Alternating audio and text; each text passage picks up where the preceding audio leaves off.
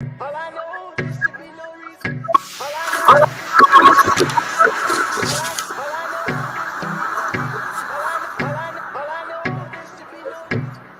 All I know, and you know, look at why. All I know is to be no reason. All I know is to be no reason.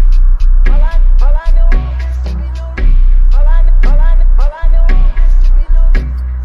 All I know, and you know, look at why.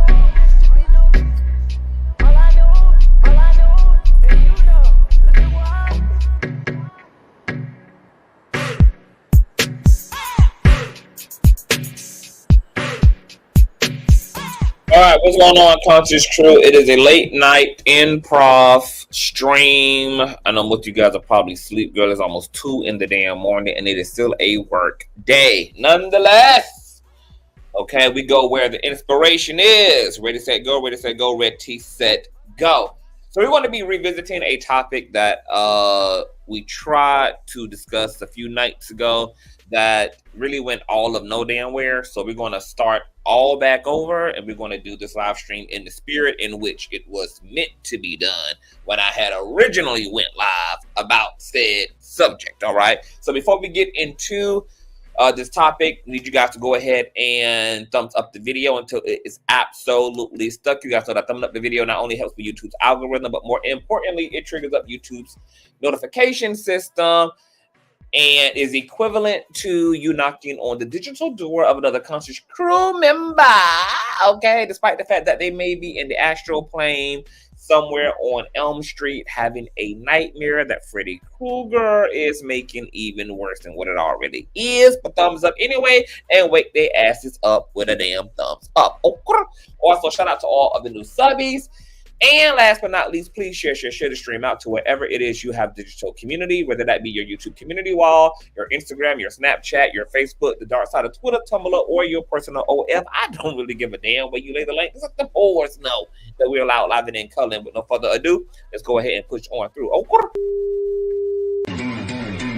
I know a place where you can recharge your soul. Baby, that's Consciouztv. And in the midst of brokenness, he gon' see your asshole. Baby, that's Consciouztv. You gon' heal, you gon' laugh and catch a little shade. Ooh, girl. Y'all know he be slaying, y'all better stop playing. Come hear what he's saying. Ladies and gentlemen.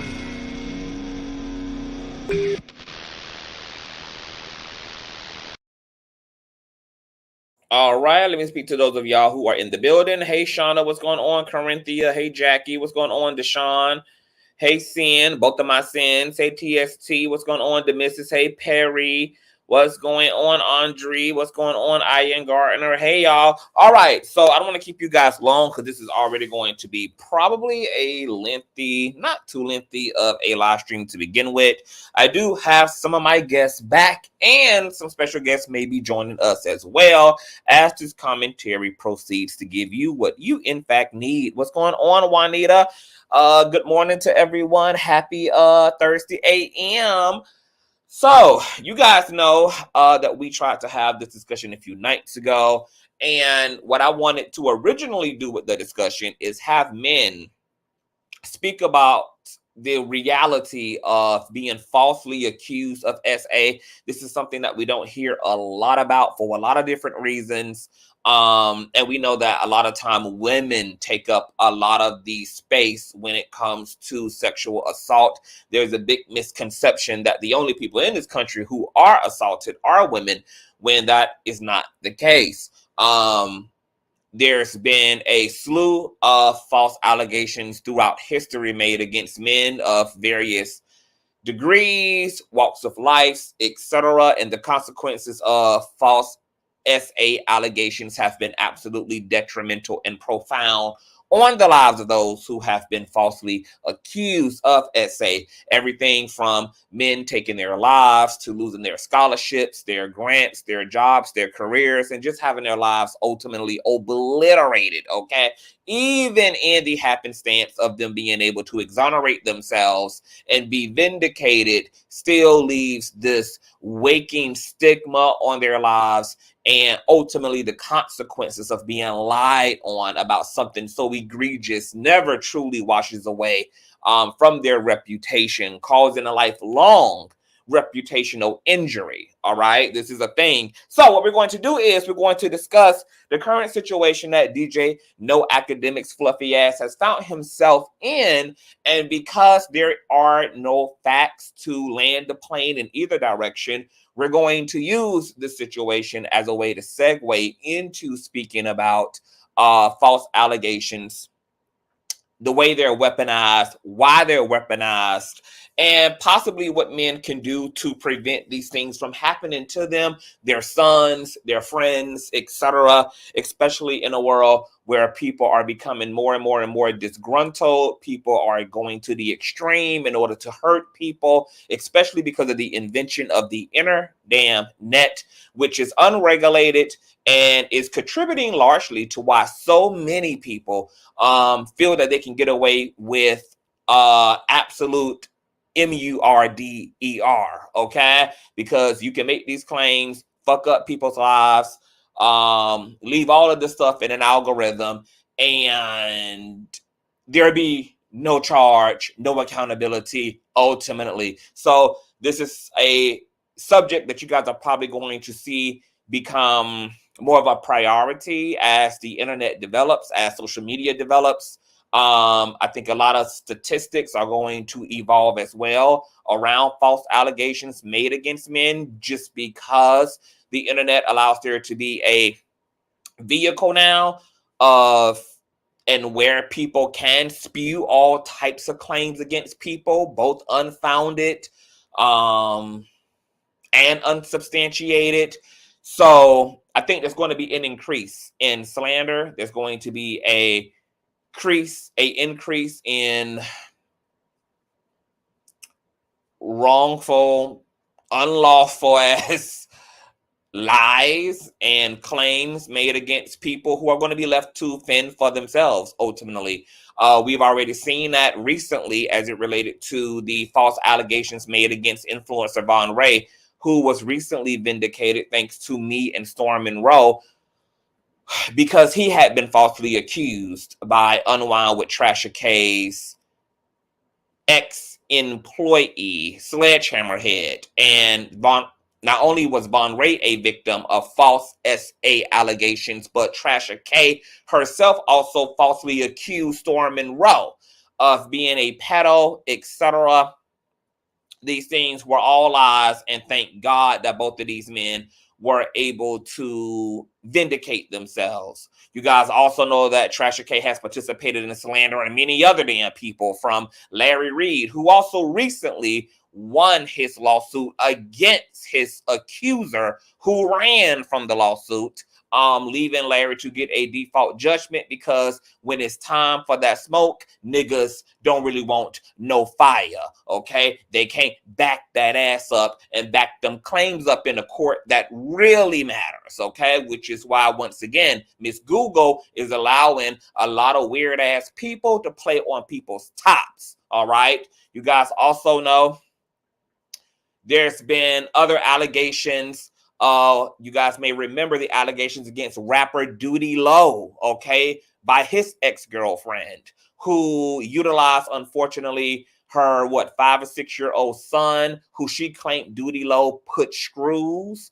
up the rectum of, and that she discovered the screws in the backyard, and that a part of this was captured on video. You guys know that that story turned out to be a sham. Duty Low ended up pursuing a lawsuit of millions of dollars in the aftermath of his vindication, which came by way of lie detector tests that were administered, that also came by way of doctors being able to render that the child did not show any signs of being anally violated or any sodomy, etc. That video footage was also never produced, etc. And Duty Low's girlfriend also publicly had vindicated him and debunked those allegations as well. So once again, this is a huge reality. We also come from a history where athletes, basketball players specifically, have also had false allegations made against them for the sake of a money grab, etc. You know, it's just been a hot mess, all right? So with no further ado, girl, we're going to go ahead and bring up Mr. Reddit Clark. What's going on, Red Clark? What's good with it? How you doing on this Thursday? How you feeling?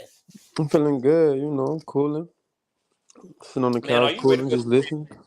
Yeah, I'm waiting for I'm ready for the, the dialogue and see, a different perspective of, like how you said, a different perspective of a perspective that's not really, talked about or touched upon.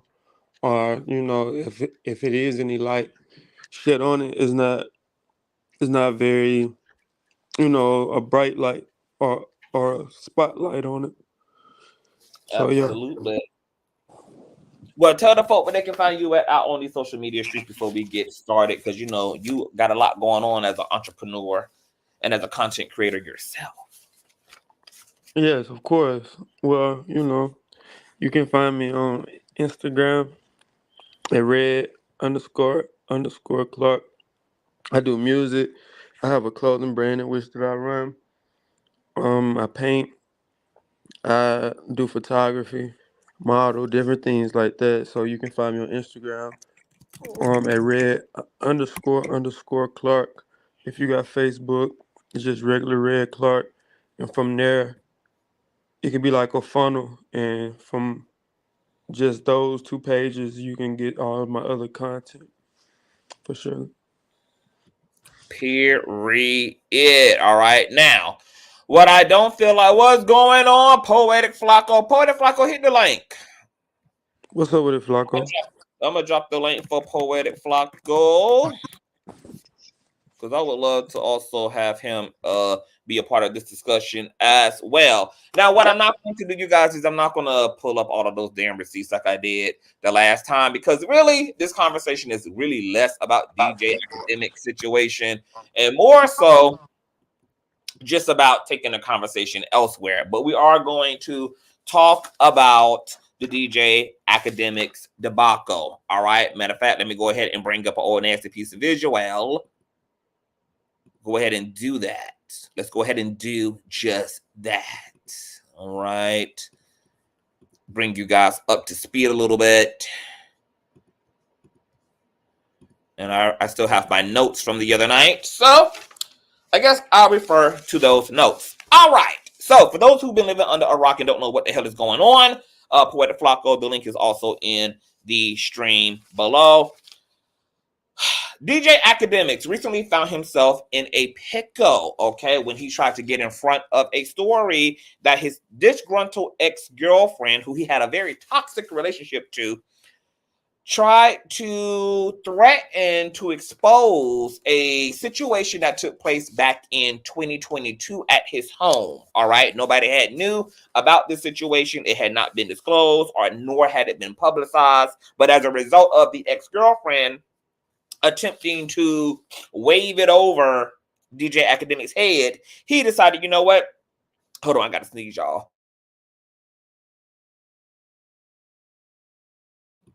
He decided that he was going to unload her extendo clip for her and go ahead and speak about the situation so that she could have nothing lingering over his ham sandwich. All right. Now, he was dating a woman named Cheyenne. Okay. Cheyenne threatened to expose the situation that had occurred back in September of 2022. Okay, which was his home being raided by the popo who had a search warrant. All right. Now, not going through every single nick and tick of the details, during this raid, Cheyenne was present, DJ Akademiks' mother was present, and his pet dog was present. All right. DJ Akademiks claimed that police kicked his cheap ass doors in, put all of them on the floor, put everybody in handcuffs, including his girlfriend, and hauled his ass down to the local precinct. All right.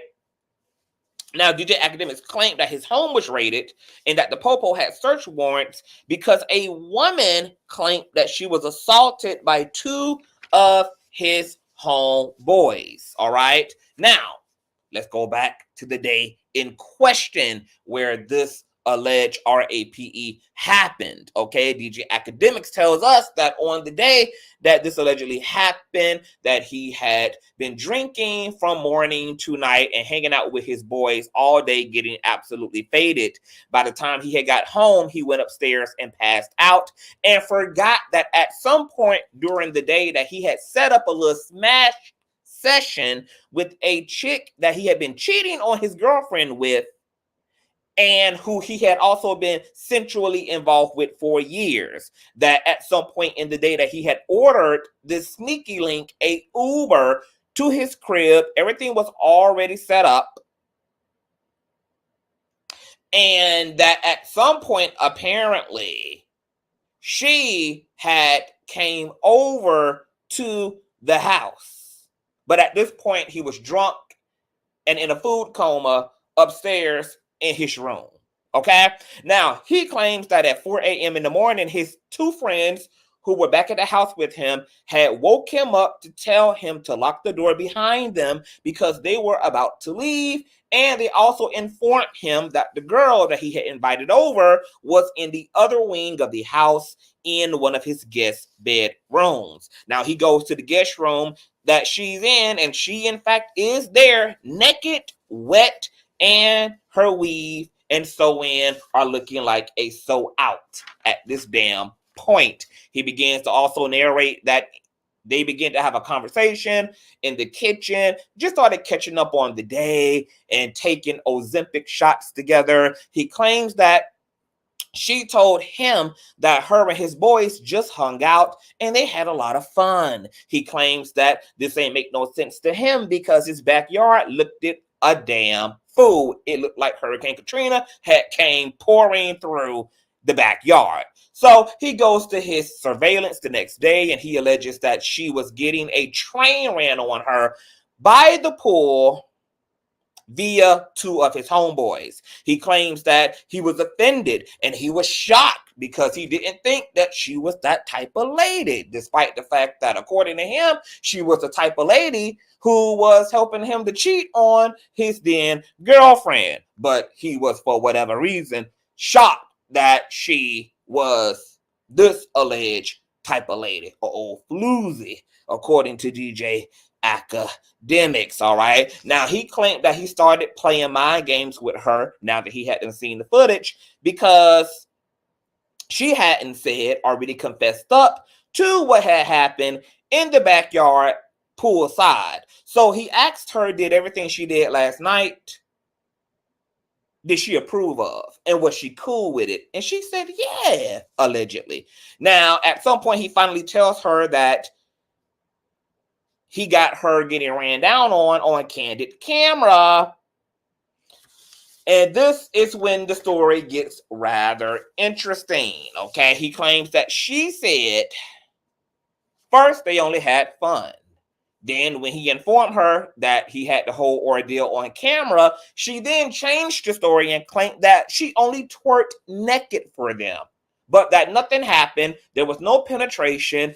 There was no freaking around. They just had fun, and she was, bouncing that ass, butt ass naked, as if that was the even better excuse, okay? But then he claimed that he started playing the footage for her to see, and that's when she started getting all apologetic. She started expressing shame and guilt, and he claimed that he had to send her home because, for one, he was disgusted by her, and then for two, his mother was actually on the way and about to pull up, so she had to go. In the interim of her leaving his house to go home, they were texting, and DJ Akademiks pulled up the text thread allegedly between him and this young lady. And you can see from there that she started to express embarrassment and shame. She was saying in the text thread that, I'm sure you look at me differently now. And it was clear that she was embarrassed. All right. At some point in their communications, he told her that she needed to get tested because he saw in 4K that there were no condoms used. All right. At that point, he also stated his homeboys had also not told him anything. They had not said that they smashed this woman. They had not even brought up the whole ordeal. But just like the double standard of all niggas, of course, he was disgusted with her, but not disgusted with them. But that's another story for another day. Maybe me and Red Clark could touch on that too. Now, at this point, she apparently, as you can see in the alleged text thread, agrees to go get tested. And she also says that she is going to consider getting a RAPE kit done. Okay? He pretty much okays it and not really thinking anything of it because he's an idiot. All right? Who would just let that go over their head? A RAPE kit? Anyway, 3 days later, she asks for his two homies' names and phone numbers, etc. He's just kind of confused. Like, I don't really know why you want it. You said you was cool with the situation. And she also wanted to see the video again, which at this point he was refusing to give to her and show to her. 20 minutes later, he gets home and his home is raided. And he's arrested and claims to still at this point be confused. All right. Now, he claims that his home was raided because they were retrieving the video footage that the ex-Sneaky Link claimed that he had of her being RAPED, because she now has opened a case and an investigation against his homies at this point. He claims that his homies didn't get charged. Nobody was arrested, because the footage, according to him, had proved to investigators that the whole ordeal was consensual. So nothing came of the situation. Now, in trying to tell the story and get ahead of his girlfriend, it triggered the Sneaky Link from 2022 who had made these claims after she had saw the footage of her allegedly hooking up with his two homies in the backyard to come forward in a 47-minute Instagram video where she claimed that he's all cap and that he's lying and that a RAPE kit was administered and that she also woke up to his fat ass on top of her as well. All right. She claimed that she was going to come back and tell her own truth and her own narrative.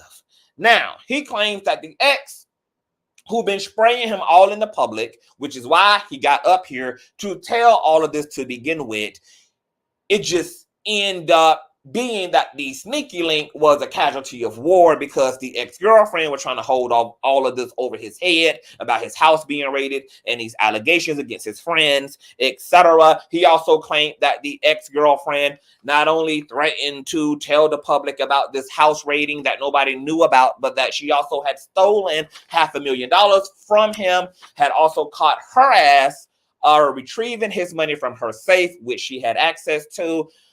There's been a lot of different fuckery between him and her. He did, admit and confess that it was a fucked up relationship. She did effed up shit to him. He did effed up shit to her, like apparently give her STDs and then blame her for giving him STDs that he had actually gotten from outside of their relationship, and also getting STDs that he didn't even inform her about. He would just go get medication for, but continue to hook up with her raw. It was just messy damn boots. Now, as a result of that, there has been a video that was also repurposed and resurfaced, apparently caught from DJ Akademiks' home surveillance of a woman who can be heard screaming profusely from the depths of her soul. You do not see the woman. You do not see anyone in frame except DJ Akademiks, who seems to walk through a doorway, making his way somewhere. And you could just hear this woman screaming. Now, DJ Akademiks also did address this. This surveillance allegedly was captured during a live stream that DJ Akademiks was on. So this was something that viewers were able to see loud, live, and in color. All right. DJ Akademiks also claims that this was his ex-girlfriend who was upset that she was all in the blogs, and that at this point she was damaging his home and acting a fool. She was also drunk as hell. She was punching holes in the walls and destroying equipment, and he pretty much had to call the popo on her, and the popo did come. They did arrest her, drag her off the property, escort her out, etc. And that this video, unlike what commenters or viewers are saying, is not the video of the sneaky link claiming to have been RAPED'd.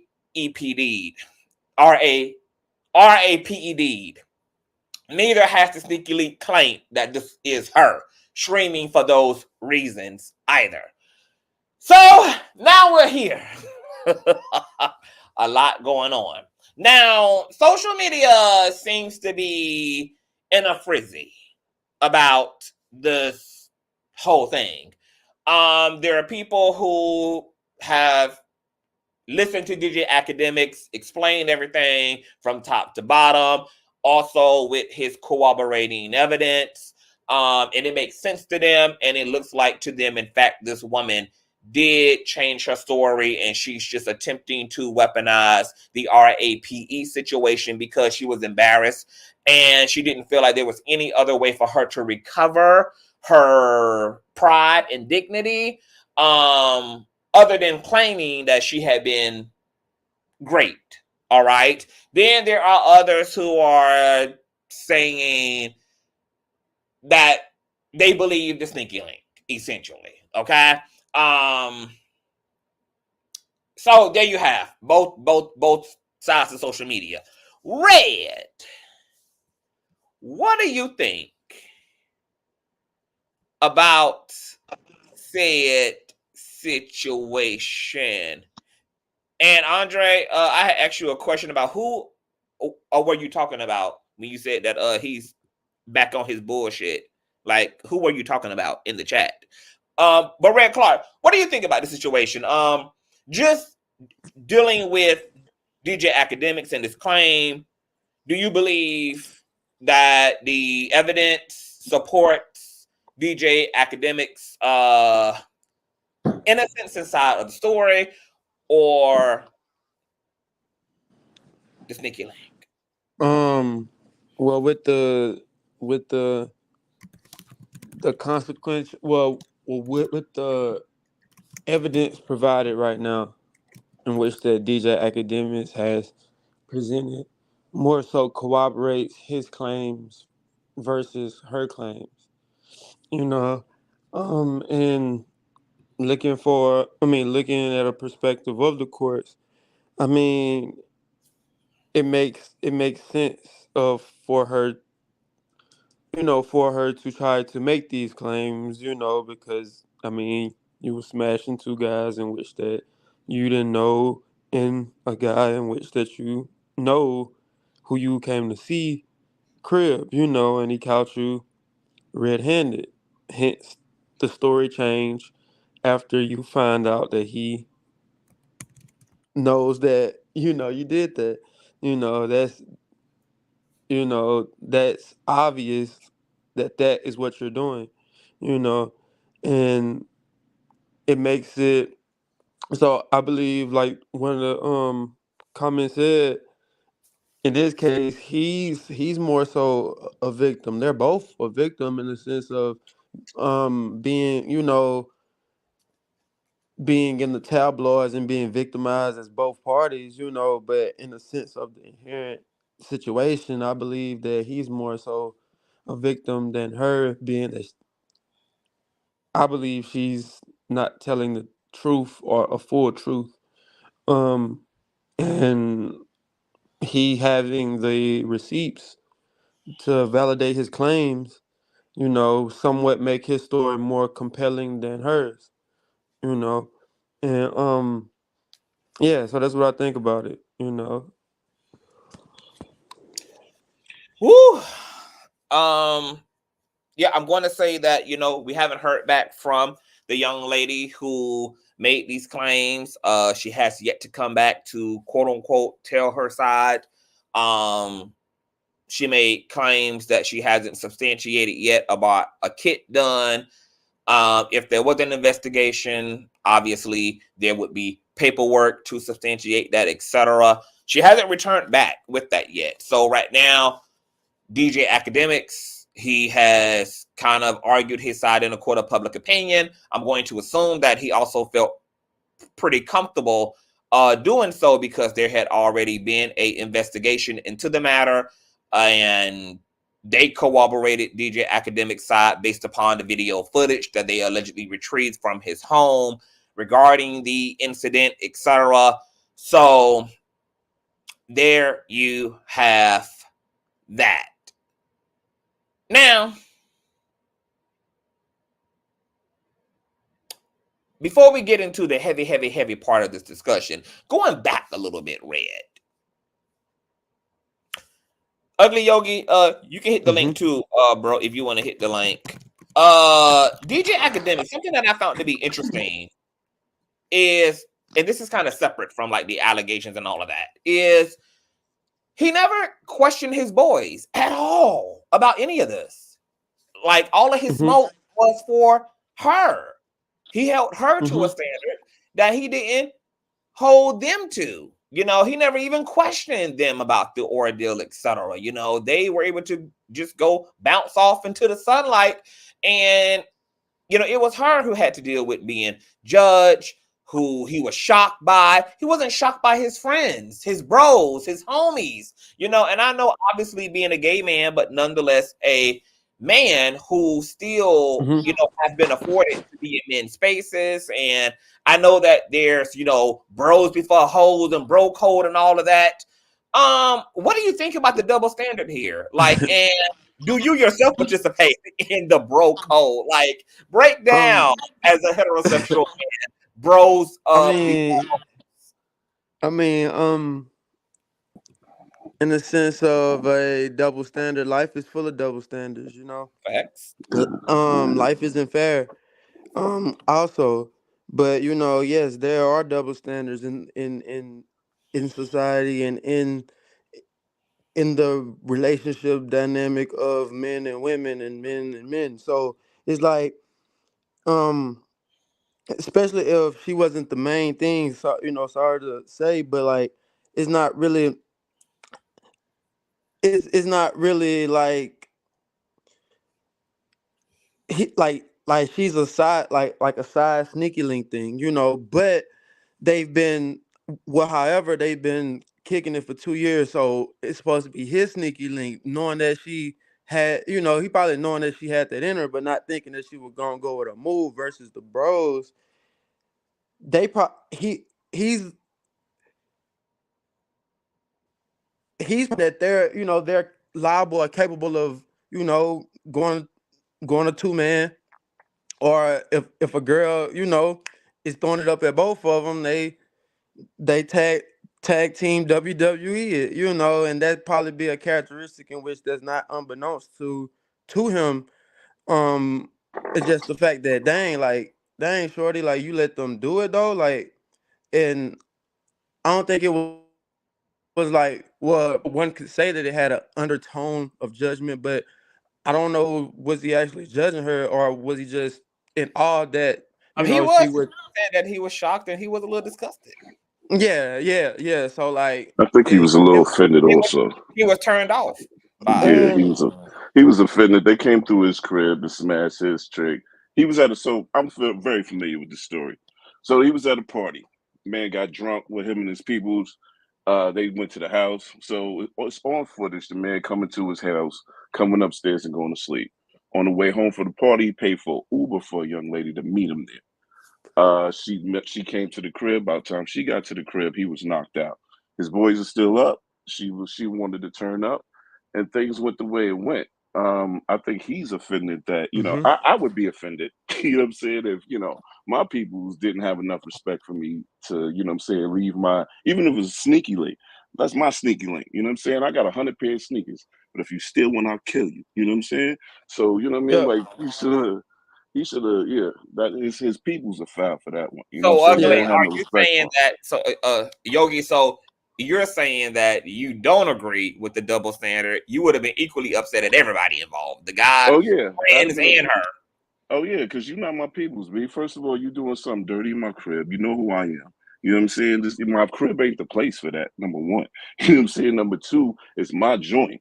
You know what I mean? You don't have enough respect to either take it to your crib or let me know what the hell happened before you leave, or, you know what I'm saying? Like, I got to find out on the videotape this chick acting like, she ain't did nothing. She innocent Annie, waiting to accept my love next. Oh, no. And also, like, what's crazy about that, right? Because we're using the term friends. Yes, man. I would say that the homeboys had more of an obligation to look out for his reputation and his assets than the sneaky link does, because they didn't know how hooking up with her was going to turn out, because of their actions as well. They put him in a position to have to deal with what he now has had to Think about it. Me and advocate you. on himself. Think about it. Me and you, we hanging out, right? You get so sloppy drunk, you pass me the keys to drive you home. I drive you home. I'm responsible for your safety at this point. So I'm responsible for your safety. I bring you to your crib, I get you home safe, and then when shorty come through, I bang your shorty. You know what I'm saying? Like, and then leave and I say, yo, But now, and shorty not just foul that, in the next room. and that's why I brought up the friendship thing, because y'all my friends. Exactly. Y'all didn't even have no information really about this chick. Y'all don't know who she was. Y'all didn't even think about the potential situation y'all was putting me in, because what if y'all hooked up with this woman, even if it was consensual, but she turned around and say what she ended up saying, and now we in this situation where my house being raided, and now my ex-girlfriend is holding the situation over my head, and really, yeah, I can blame her, but I'm gonna blame y'all too. But I'm gonna blame y'all a little bit more than blaming her, because y'all my niggas, y'all my friends, y'all the ones who's supposed to be looking out and have the bigger picture in mind. I'm a public figure, my nigga. You can't come to my house and just smash a goddamn girl, leave her somewhere in the damn house. Y'all don't tell me. I'm upstairs goddamn drunk. Y'all don't tell me nothing about it. And now she's sitting here making RAPE claims, not only now against y'all, Now the girl done came and made SA claims against him, and it's still bros before hoes. Yeah, they left Nah, him. nah, I agree with everything y'all saying, and like, and however, also, I don't how his dynamic of was, man. You know how dudes be. Even though you care about it, man, I don't care. Y'all can do it, man. Hey, one of y'all, you know, you do what you want to do. She let you do it. Boom, boom. But really deep down, you feel a type of way about it. Don't don't be kicking that. You know what you can do with shit. Like if she lets you do it, do it. But deep down, you know you're gonna feel a type of way, and it could be a situation like that, which because it's like, dang, like that is kind of fucked up for your partners to do that. And maybe I'm just giving them the benefit of the doubt that they wouldn't do that. But I know people grime and people do anything. Yeah, But exactly. but so I don't put shit past nobody. But I'm also just looking at the perspective of like, dang, like that, you know, maybe they felt comfortable in doing that because he gave them the comfortability to, you know, move like that, you know, which is why he didn't question them. Because I would have quit if that wasn't the case, and I'm knowing that.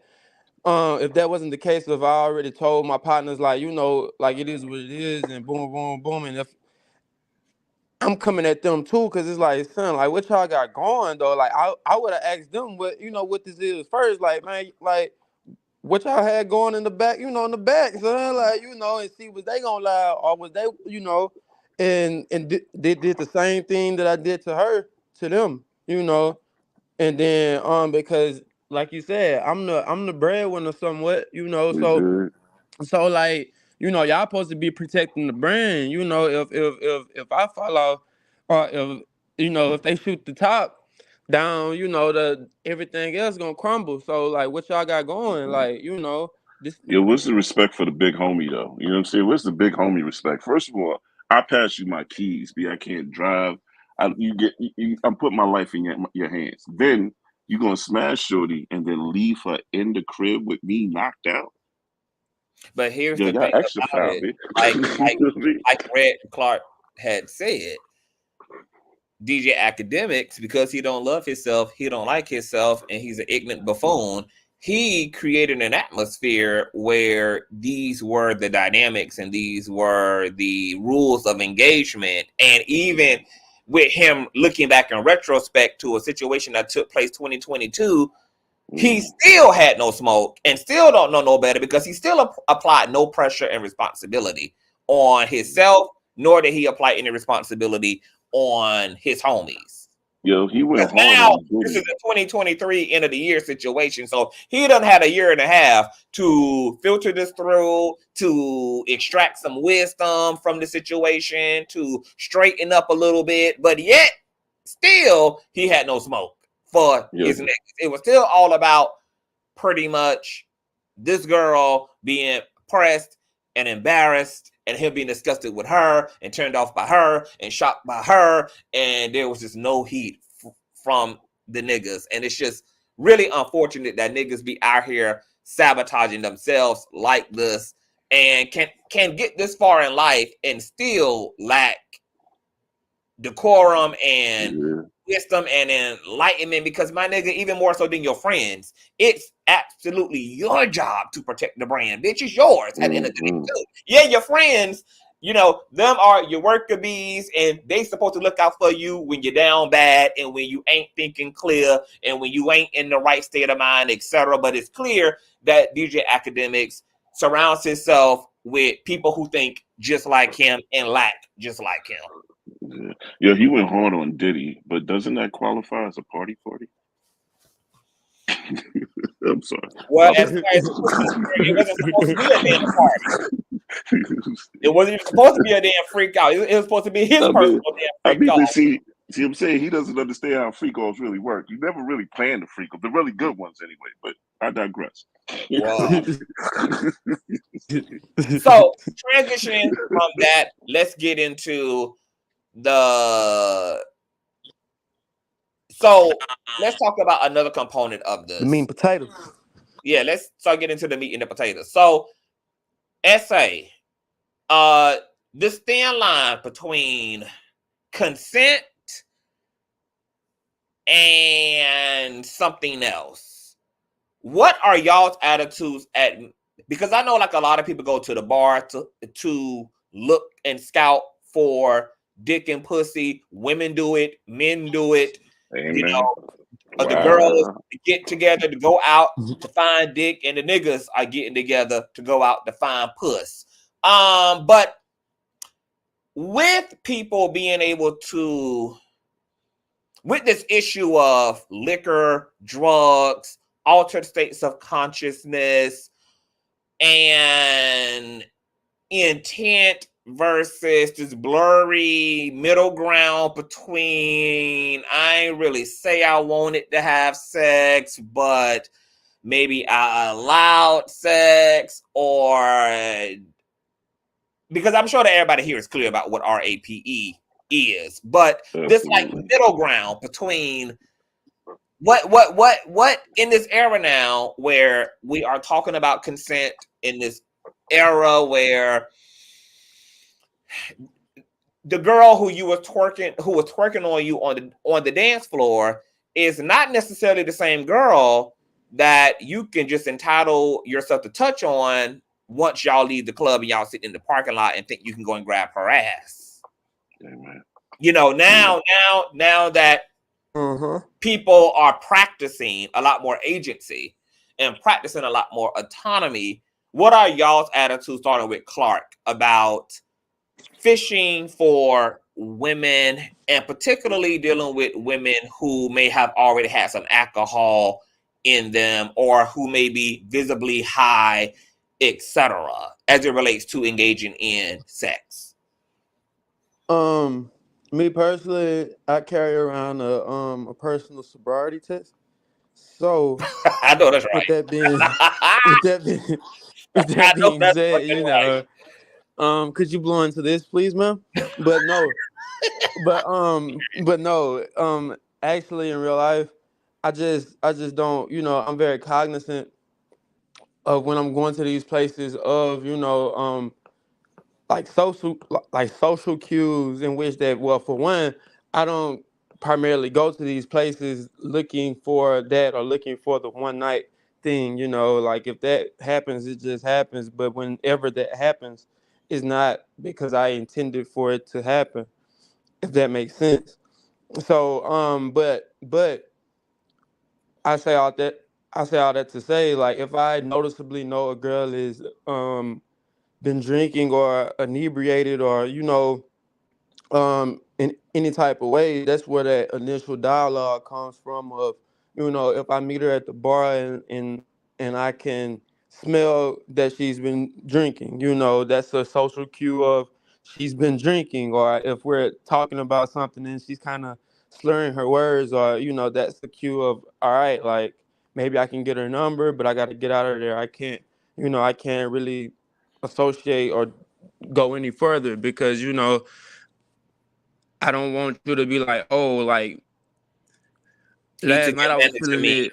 Yeah, like last night and then, like, even after then, when when we're down to the nitty gritty, about to be, at least, I ask, like, diligently, are you sure you want this to happen? And to the point that they probably be like, damn, like, I said, yeah, nigga, damn. But I'm just being extra sure and extra, and I mean, not that I'm an advocate of it, but just the type of person I am. If I can have video evidence, I have had video evidence, but not because of me just doing it, me seeing is it okay to do, or them suggesting it. And me, I never lead with sex or suggest sex anyway, especially at a girl at the bar. You don't even go to the bar looking to pick up girls, especially if you're then if you don't know the level in which that they've been drinking, and you're still trying to buy them drinks. You see what I'm saying? Like, at that point, it's like you're trying to, because I've seen guys send shots, send rounds, just to, you know, get her inhibitions down to leave with them or to fuck with them in that type of way. You see what I'm saying? I've witnessed that firsthand.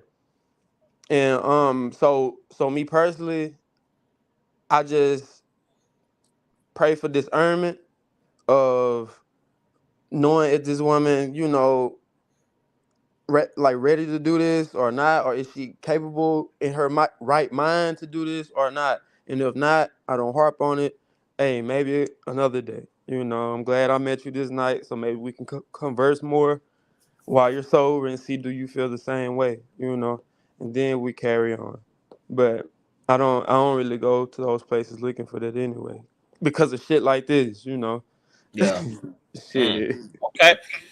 Ugly Yogi, your thoughts on this, you know, men, I mean, like, you know, alcohol, weed, Molly, ecstasy involved, etc. Like this All the issue great of parts of the consent, Bible. etc. What are your thoughts? Well, personally, in my personal life, I'm abstinent. Been for a couple of years now.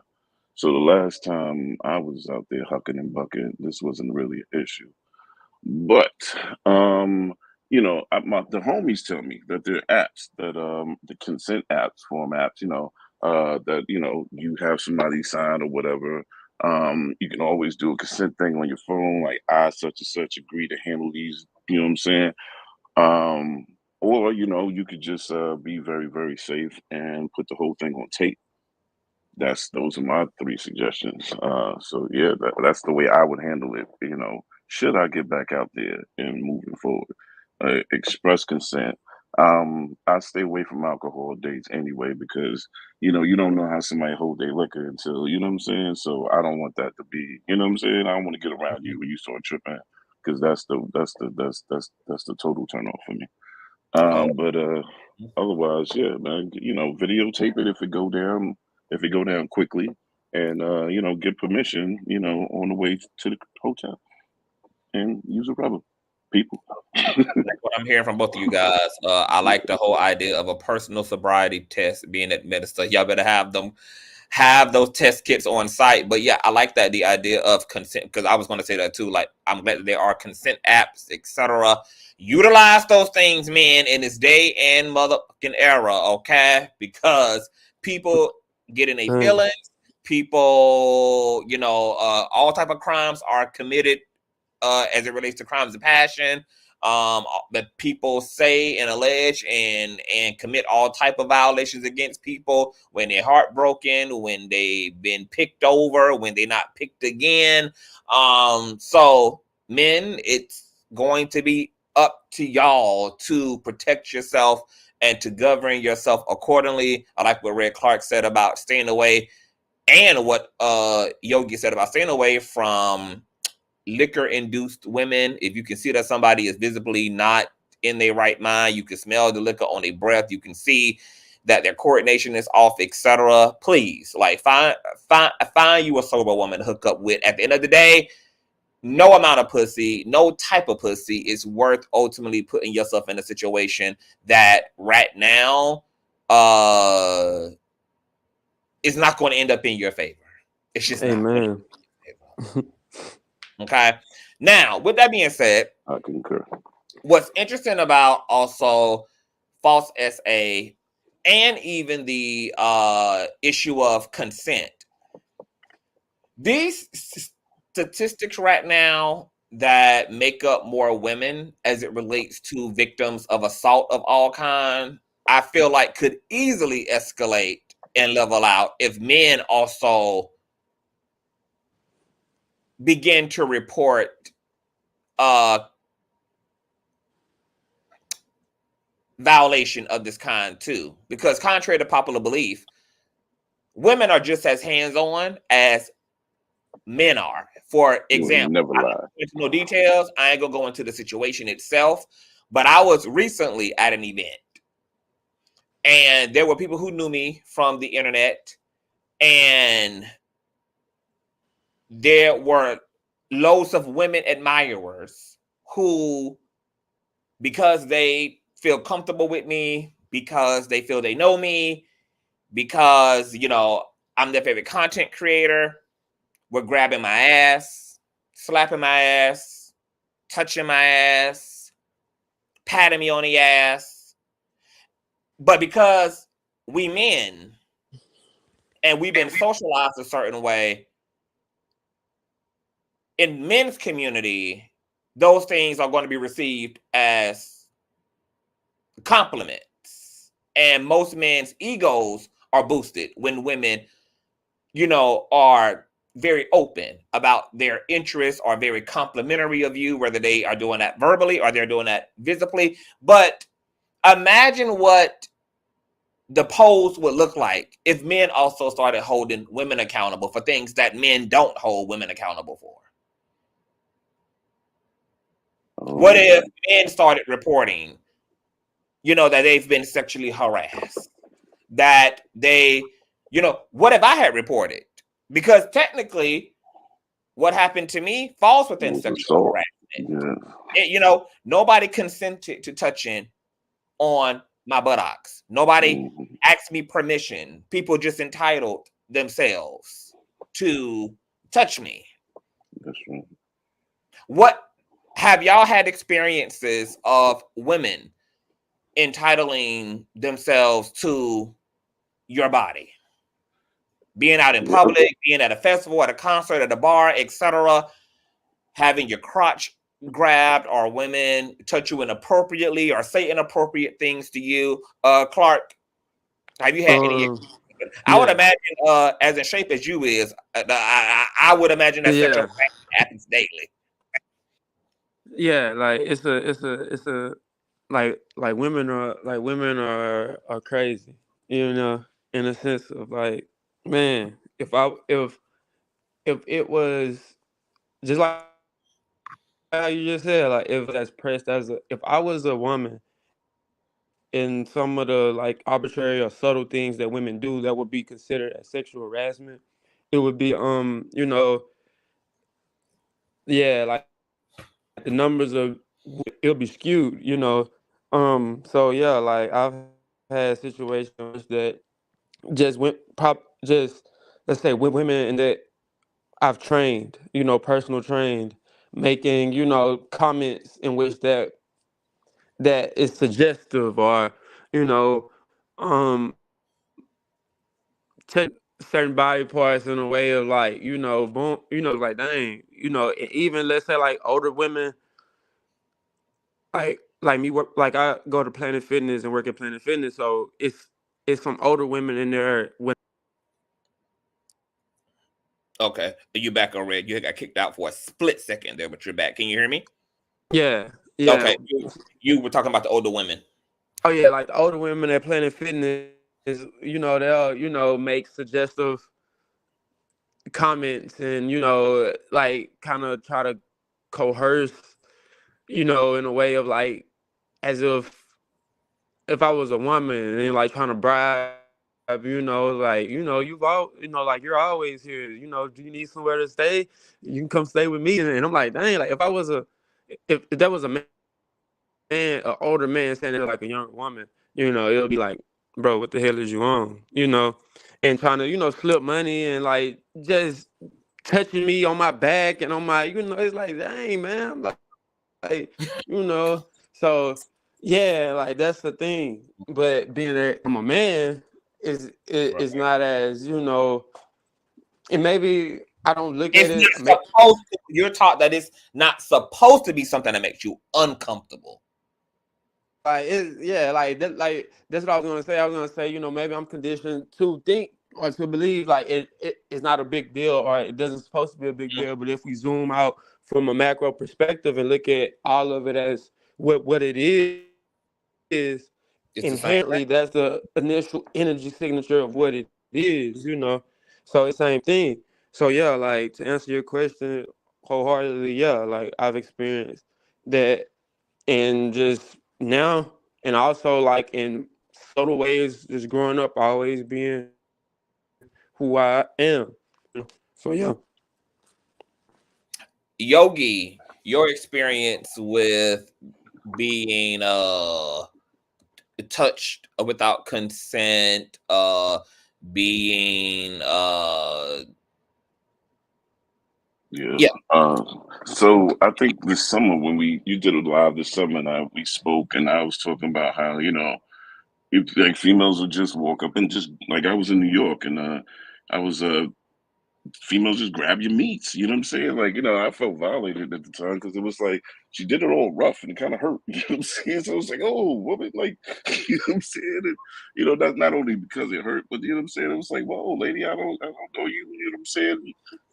Yeah. Females feel like they have carte blanche just to touch a man any type of way without any repercussions, any say so or anything.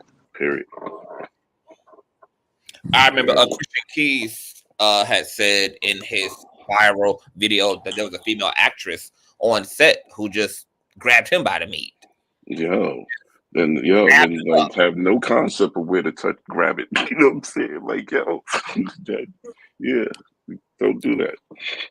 Like, what you doing? Like, Laughing about it? Like, huh? Yeah, you know what I'm saying? Like, you're supposed to, like, if I did a cold Donald Trump and outside, just bro. walked up and, you know what I'm saying? Yeah. Oh, you would be in it was sweatpants. It was sweatpants season. You know what I'm saying? If So you it's grab like, the coochie, oh yeah. Oh yeah. Under it'd be Yogi Cosby. Yeah, absolutely. Oh yeah. Absolutely. Yeah, they could call the cops. They could whistle and call the cops. Actually, they wouldn't have to say nothing to a cop. If a cop saw it, he wrapped me up right there. So my question now is this a conversation that men's community should be having as well, that we actually need to reform our perception and attitude toward sexual assault and consent as well? Like, this is a conversation like amongst men that, hey, no, like a woman is not allowed to just entitle themselves to touch you, that you also have to consent. Consent doesn't work only one way. It's not something that only women should do, but that you are not an object.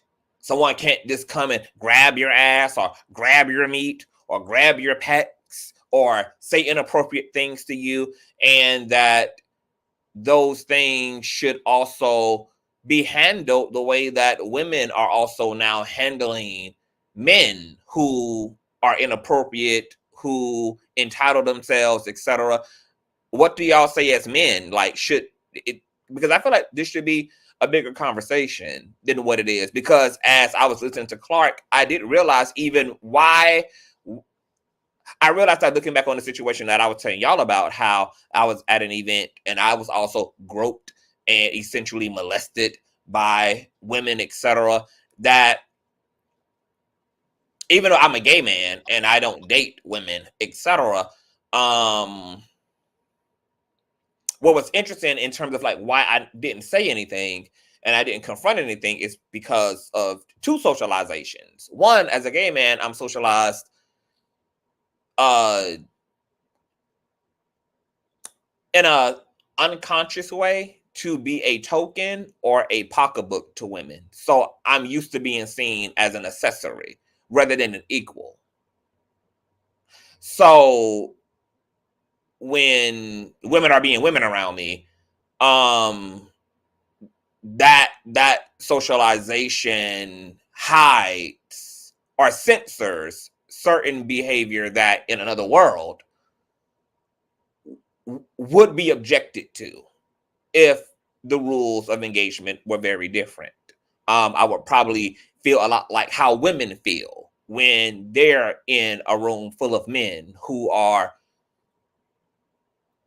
aggressive and who are entitled in that manner. But the other socialization at work was also just being a man in this system. As I said to Clark, because we are socialized and indoctrinated to see it as one up when people are attracted to us, that's supposed to be something that boosts our heads, that allows for a lot of behavior to be able to happen to us that had it happened to the opposite sex, it would be deemed as something else. But because of the socialization, it's transmuted and translated and interpreted as a compliment to us. Oh, she touched my ass. Oh, she was all over me. She was all over me in the club. She was all over me outside the store. These are things that we're taught that add to our equity and that these are good things. It's a good thing when somebody is lusting profoundly after you and that you have them desperate and, you know, and when people are just out of their body for you, that these are things that once again implode. These are supposed to implode our egos, but this isn't that if it's not that, because in the instances where it's unwanted and there's somebody doing all of that that you're not attracted to and you don't want that type of attention from, it is in principle the same thing. It's SA, it's molestation, it's all of that. We have also seen footage throughout the years, you know, like I was saying in the last stream, from Def Jam, Hot Boys, Bad Boys, of women at the concerts, women throwing their panties on stage. You know, these male artists can't even make it through the crowd without women, you know, busting out of their seams, etc. Just the panel is only for men tonight. And we have heard, you know, the so-called groupie stories of women waiting outside the hotel, waiting outside the hotel lobby. Jess, I don't want to have to ban you. I just said, as you can see in the title, it's a men's panel tonight.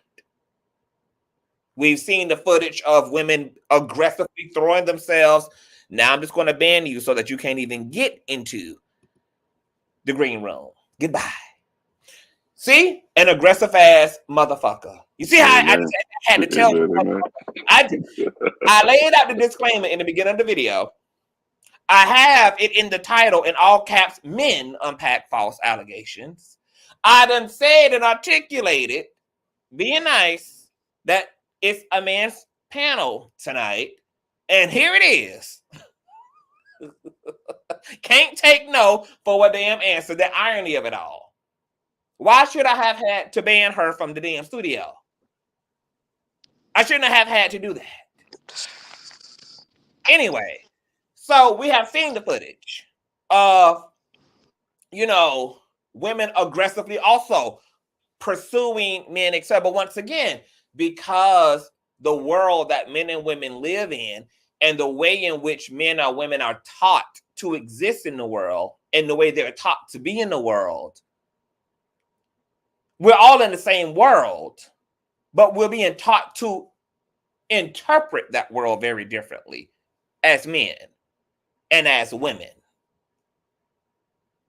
And now we've gotten ourselves into an interesting era where we're talking about sexuality, we're talking about sex, we're talking about consent, and I don't feel like this conversation is just one that women should be having. It's one that men equally should be having. And if men don't start having it, men are going to find themselves disproportionately misrepresented and unrepresented as it relates to consent and SA, etc. Because it's going to be up to men to level the playing field and to recognize, first of all, what women are looking for from men, which is to not be taken advantage of, and what they're saying that is. The catcalling, the entitling yourself to touch me because you are attracted to me. That does not mean you have a right to put your fucking hands on me. I don't give a fuck how fat the ass is in the dress. I don't give a damn how low the cleavage hangs. That doesn't entitle you to touch. It doesn't entitle you to say anything gross to me. Treat me like a dignified woman, even if these boots are made for walking and these ass and this ass is in Daisy Dukes. Wow. Because you do have a attitude amongst men's community that if it looked like a hoe and it talked like a hoe and it popped like a hoe, then you treat it like a hoe. I don't agree with that. For me, I was raised to believe that you treat everybody with respect regardless of what they believe, what religion they practice, what orientation they are, and you damn sure treat people with respect regardless of what they wear. So for me, I've never been able to get into those respectability politics where you only afford respect to people who align and show up and operate according to those respectability politics, and then you dispose of those people who don't. My parents didn't make those type of distinctions, really. You know, so for me, whether I see a half-naked man jogging down the street or I see a half-naked woman at a Nelly concert, I'm not going to treat that half-naked woman any different than I would treat a modestly dressed woman. And I'm not also going to treat that half-naked man in his sweatpants and his sweaty t-shirt and his muscles bulging any different than I would treat the man in a three-piece tuxedo. But there is a general consensus amongst men's community that if it quack like a duck, walk like a duck, then you treat it like a duck. And I think that's dangerous. And I think that we, as a community, are going to have to evolve past some of this archaic, barbaric ass thinking, because it's getting men in fucking trouble.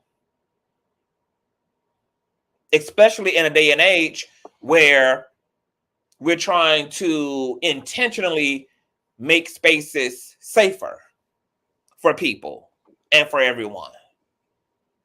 And there are certain things in our ideologies and certain things in our socializations that maybe we don't even realize have set us up for the okie dokie.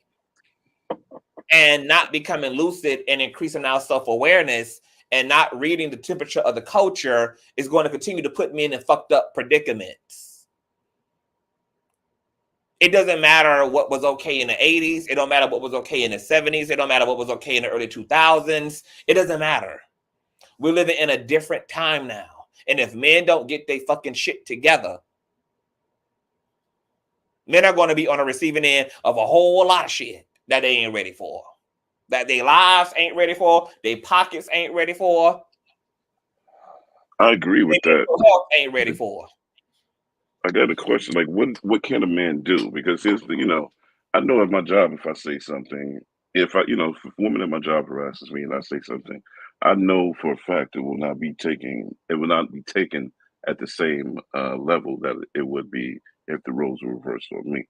So I think this is spoken about in the men's space often, but I'm not really sure what the remedy is. The remedy is everything that we just said. It's men like you and Red Clark saying,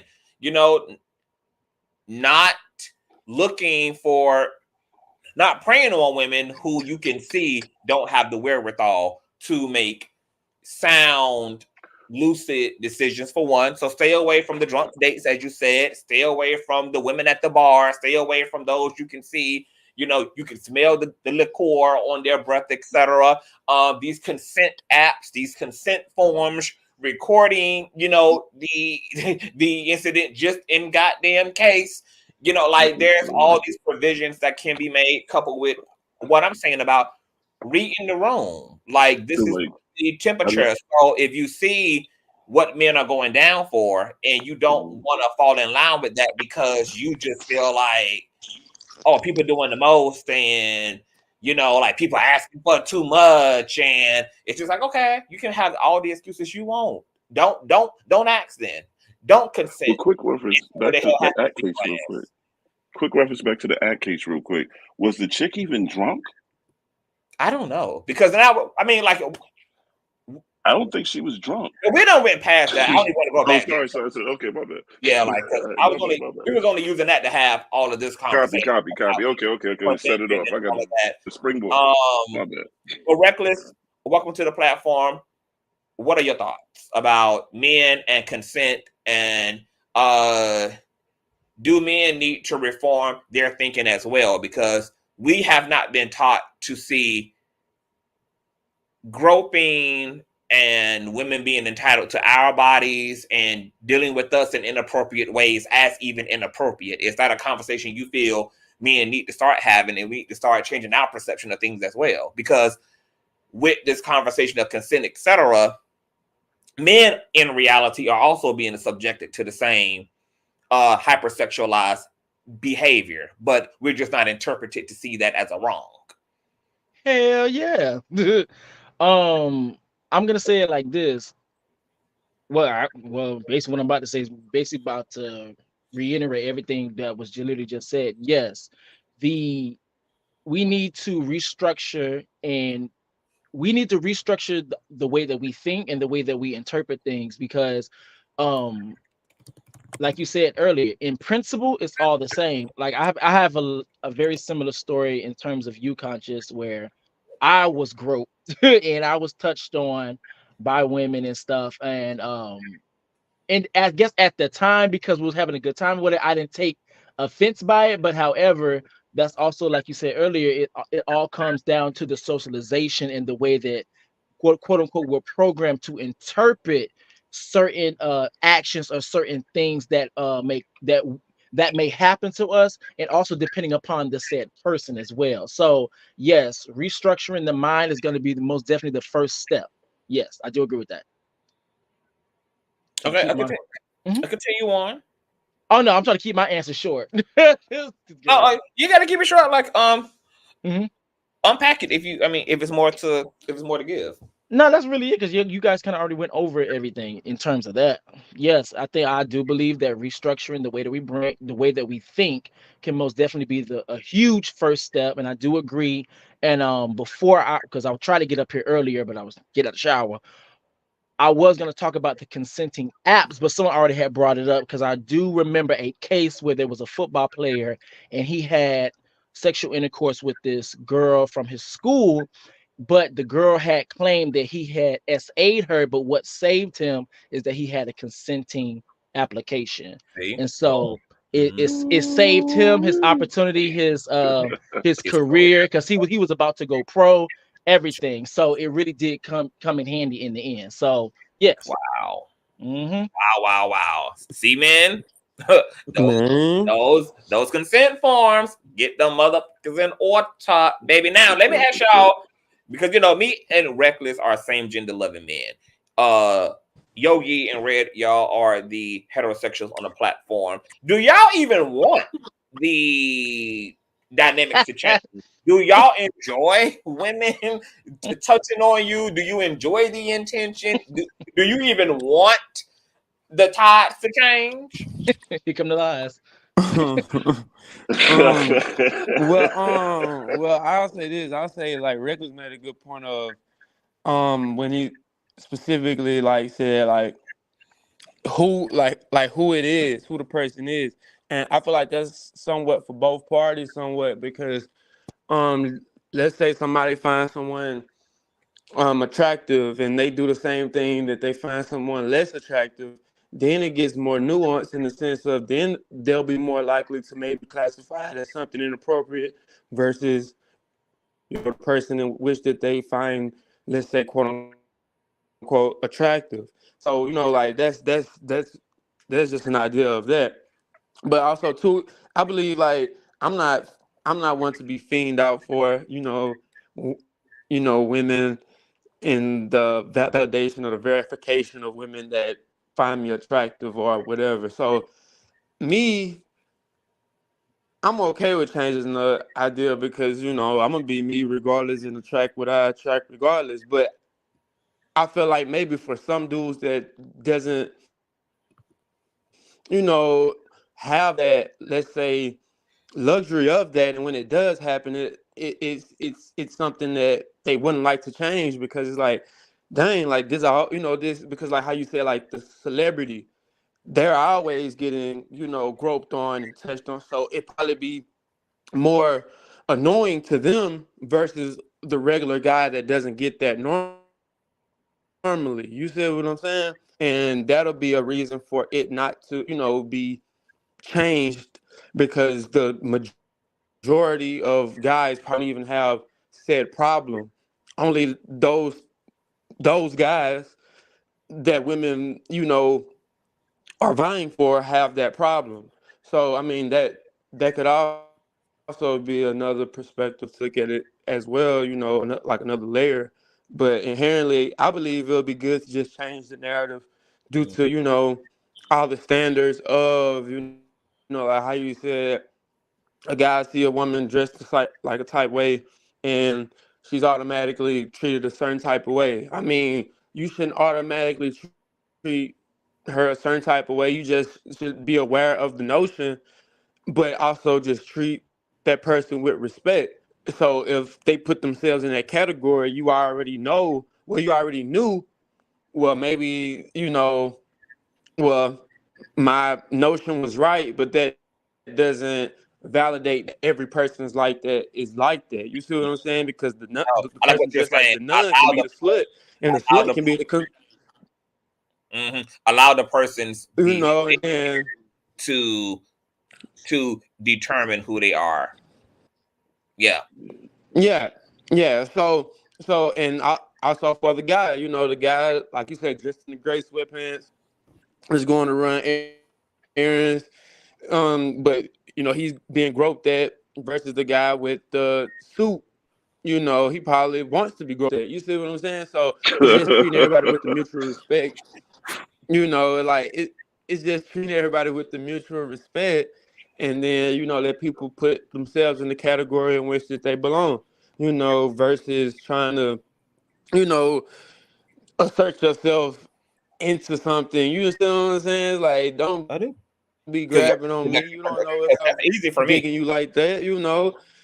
Just because most men like you grabbing on them, that don't mean that. And They just because want I you tell you grabbing to on them. stop, that don't mean that I don't find you attractive, nor a same gender loving man. Why is that a first thing you have to go to? Because I don't, you feel that entitled that I have to be that because I don't want you touching on me. You see what I'm saying? Like, so And that speaks to how so that like I feel like changing the narrative with that would change all of that. You see what I'm saying? So red, yeah. that speaks You to said- how deep the socialization runs. It runs so deep. It's so out of this world for women to conceive that a man does not want, that type of attention automatically or without it being reciprocal, or it's just looking for that type of attention.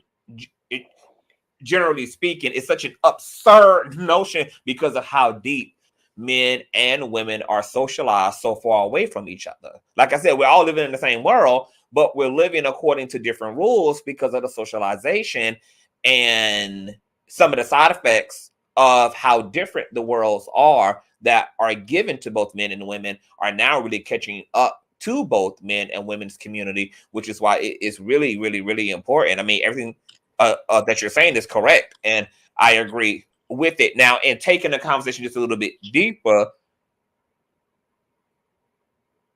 let's talk a little bit about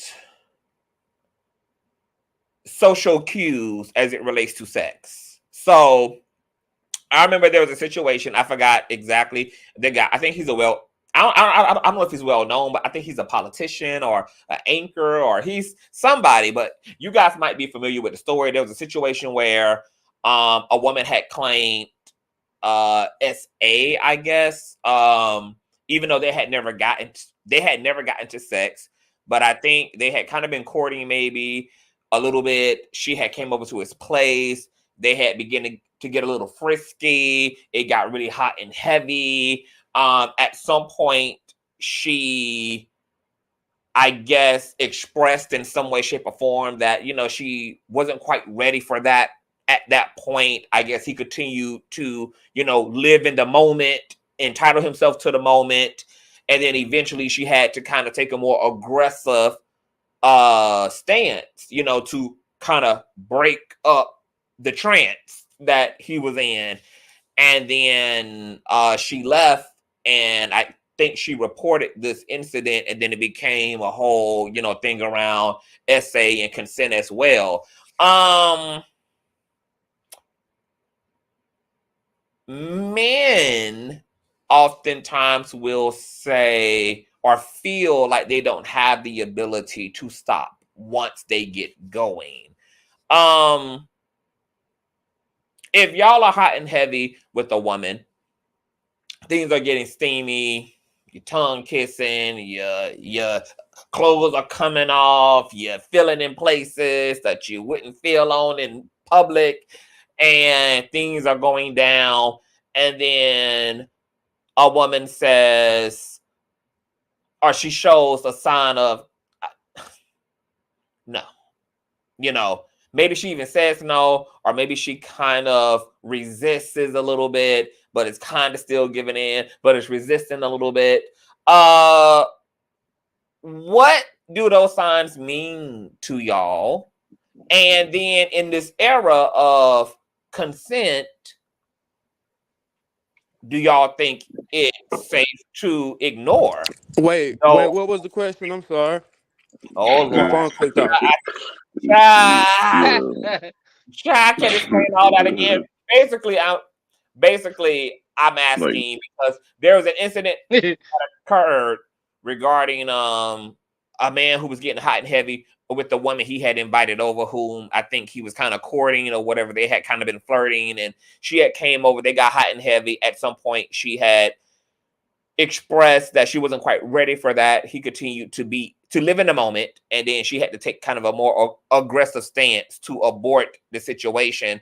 And then I think, there was a narrative from her end that he did not respect her boundaries, and that he was aggressive. And then this conversation around consent and all of that also came up around that whole situation. They had never gotten to sex, but they was just kind of in the foreplay, mode of it. So my question to y'all was, when y'all are in the moment with a partner, and Reckless can answer this too, in the moment with the partner and things are getting hot and heavy, if that partner expresses some level of like unreadiness, or kind of is putting up some defenses, maybe they're pulling away, or they're showing signs of resistance in this age of consent, do y'all think it's safe to ignore those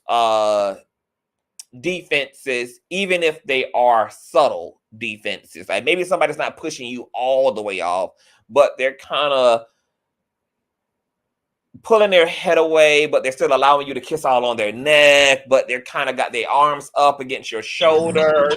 You can feel them kind of putting up some type of a fight, but they're still allowing a lot of other things to happen in this age now, where, these very thick lines of engagement are being had. What do y'all think about those Nope. subtle defenses? Nope. Is nope. You will not. Well, I won't be ignoring any of that. For one, I'm not gonna feel comfortable engaging with a person sexually, or for like, in any manner, if I feel like the energy is giving something like you don't want to do it. Like it's a phrase ever since I've been working this other career job, etc. You won't get me. You won't get me. I am not gonna be over here in handcuffs, registered as a sex offender. You won't get me. So as soon as I feel like there's any type of energy, I don't give a damn if I misinterpret something. We stopping. It ain't You won't like get me. the Okay, so give slightest me. bit of Hold on for a minute. So give me an example, Reckless, of like subtle stop signs. Like, what does that look like? I feel like when there's like you said, like when I feel like the energy may be a little off, like the energy might be a little off. There's like this awkwardness, and like to the point it's like you can kind of tell the person's either thinking something, feeling something, but they just don't want to say it. I said, especially since, like you said earlier, this is the age of consent, and since there's more conversations talking about how, in terms of SA situations where people they have the opportunity to upright say no, but they feel like they're stuck between a rock and a hard place, and so a lot of times that communication is not always expressed. So I feel like for me, if I feel like that energy in that moment is completely off, or there's an awkwardness, and also I feel like there's tension in the body. That I think that's the big thing. Like, why are you so tense? Like, then if that's the case, then you're making me nervous. What's going on? What's going through your head? Are you okay? Are you sure? So stuff like that. For me, it's the tension. Like, why are you so tense? Relax. You don't want to relax? Okay, cool. We're gonna stop. You won't get me. What's going on with you? Yogi. Yeah, man. Subtle stop signs. Well, I mean, I have a whole different approach. Like, I try to make consent sexy. So I'm going to ask you for permission to kiss your thighs. I'm going to ask you for your permission to lick your neck. You know what I'm saying? I'm going to ask you for your permission to kiss your lips. You know what I'm saying? So we're going to walk through this real slow, and a good time will be had by all. I know that's real. That just made very sensual. He said, "I will make consent sexy." that just made me so moist. You know, I'm like the rain. When I Don't nobody want to come, imagine everybody that get green Shut gonorrhea. up, girl. Be quiet. Shush. Bitch, we what talking about green, bitch. You got the whole rainbow over there. Girl, bye. Green girl, Uziana over there. The lies you tell yourself. Yeah, foul. Red, subtle What's up? defenses. Yeah, like just like how Yogi said though, like you know, you asking for like I'm asking as we go, you know, do you mind or let me, you know, do you mind if I do this or how would you feel if I, you know, like that to get the actual consent verbally and also making it, you know, like you know, making it sexy and but also too being cognizant of the pulling back, like you said, like the even I take it far. Even if I'm knee deep in it and you saying no, stop, I'ma stop. And you asking why you stop? I'm saying because you said stop. You know, so but stop mean go. Well, no, it don't. Not here. I'm yeah. See what you I'm mean? See what stopping. you You know, say. I don't know what type of fantasies have you been reading or whatever. But no, stop means stop. So, you know, whenever she says stop or no or I don't I don't think that we should do this. Don't try to coerce, you know, never try to coerce her into doing something in which that she doesn't want to do. And what helps with that is never lead with sex. You see what I'm saying? Like whenever she's ready or even you can create the circumstance in which that makes her more comfortable to do said thing, but never try to coerce her into doing it after she's saying no. Or can I just stick the tip in? No, nigga. She said no. So chill, and you know, and like if that's your main squeeze, chill and go mess with that Palmer girl. But if not, have another one in which that's willing to do that. You know, so you ain't really even tripping off for her not ready to do it. You know, it's more than Yeah, one way to big. skin. It's more than one way to skin a cat, bro. And you don't gotta make the cat get skint if you don't if it don't want to be skint. You see what I'm saying? Like you don't gotta force it. So just Right. never force it. Just Cosign. never force it. Facts. Never force it, men. Never force it. In the words of Reckless, you won't get me. Don't let nobody get you. Okay? Let them make it clear and demand that there is clarity, etc. Ensure that you won't be gotten. Now, what's interesting about, because you know I be all around social media and obviously I engage in these conversations in my personal life as well. And so I be hoverboarding over in the manosphere as well, just trying to read the room and get into niggas' heads, okay? Because sometimes same gender loving men think very differently than heterosexual men do, etc. This idea of like, or the reality I should say of consent, does this also make the dating experience very interesting? Like consent and grooming, is grooming even being used appropriately? Because I feel like that's another word that's being kind of co-opted and hijacked and kind of being used out of context a lot of times. But like the old dating world, right, typically involved like when we think about the world that our parents came from, our grandparents came from, and even largely for us who were 80 babies and 90 babies, the world that we came from largely had to do with, like, if you wanted or had an interest in someone, you pursued them, even if they were resistant. You know, you put out your best shot. You were so-called persistent. Remember, we used to hear that word a lot in the old world. Be persistent. You know, almost kind of like don't be afraid to prove yourself to someone that you're interested in. We know that a lot of women, because of the socialization as well, expected men to do their fair share of attempting to get their attention, even if that meant them playing hard to get and making men step it up even more in order to be qualified as a boyfriend or a fiance or qualify for a date, etc. But now, in this new era where we have words like grooming, it can then be argued that if you continue to pursue someone who isn't necessarily showing you the same attention back, or maybe they even told you all out they're not interested in dating you, whatever the case may be, you continue to take your shot. You continue to pursue, even if you change up the level of aggression, because maybe, if you are interested in somebody and they tell you, I don't know, or I'm not really interested, maybe you won't be so aggressive, but you will continue to then subtly take your shot. You ain't going to leave the court per se. But with things like grooming now being a word that's coming up, and dating being something largely that is, there hasn't been a collective consensus in terms of how that's supposed to necessarily flow. So people are largely still on their own in terms of their dating style and what they do in order to pursue someone who they're interested in, etc. But does it make it scary?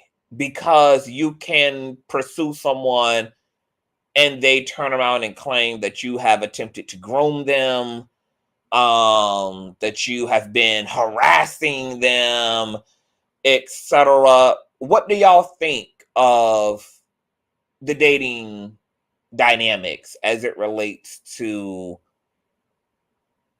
concepts like grooming and sexual harassment and consent, etc.? Starting with you, Yogi.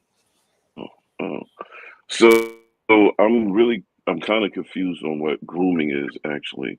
But to your point, if you look at the romantic comedies and stuff like that back in the days, that was the MO. Like, you see the girl, she doesn't like you at first, you keep pursuing, and all of a sudden she likes you, you got her, y'all live happily ever after. Nowadays, that's harassment. You know what I'm saying?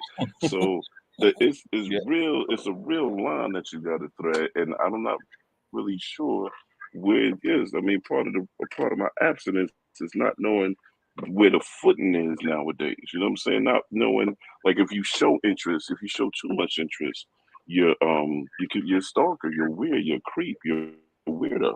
You know what I'm saying? If you don't, then you're alone, man. You know what I'm saying? You wind up on OnlyFans. I don't know. I don't know the game, but I don't understand grooming. So if you could take a minute and explain that, that Okay, well, I just pulled up a definition of grooming. It's kind of tailored it to young people and children. It says that grooming is when someone builds a relationship, trust, and emotional connection with a child or young person so that they can manipulate and exploit and abuse them. Children and young people who are groomed can be sensually abused, exploited, or trafficked. Anybody can be a groomer, no matter their age, gender, or race. So remember when I said that grooming is a word that I feel like gets taken out of context, and this would be like a great example of that. So largely, grooming has been used out of context by a society that just be hijacking language and shit and just be using it and slapping it over various circumstances. So I guess a grooming is something that is particular to children. Okay. And young people now. But with that being said, right? So speaking of you saying that, like pursuing somebody now can be considered harassment. Interesting quick story. My grandparents. My grandmother has been married to my grandfather. I think they marriage range a Bambi. This is a men's panel, boo. I'm so sorry, love. It's a men's panel. We may drop the link depending on how much time like we have left or whatever. But any men can hit the link if you guys want to join the discussion. But right now we just are allowing men to, etc. So my grandparents been married for well over 50 years. My grandmother could not stand my grandfather. But he pursued her down, always going out of his way to speak to her, always asking her out, always kind of showing up, making himself available, making himself visible, etc. And he, as she would say, wore her down. And eventually, she let her guard down. Eventually, she, started taking them seriously, and then the rest is That's motherfucking. a love story. Yeah, The most that's a is love story.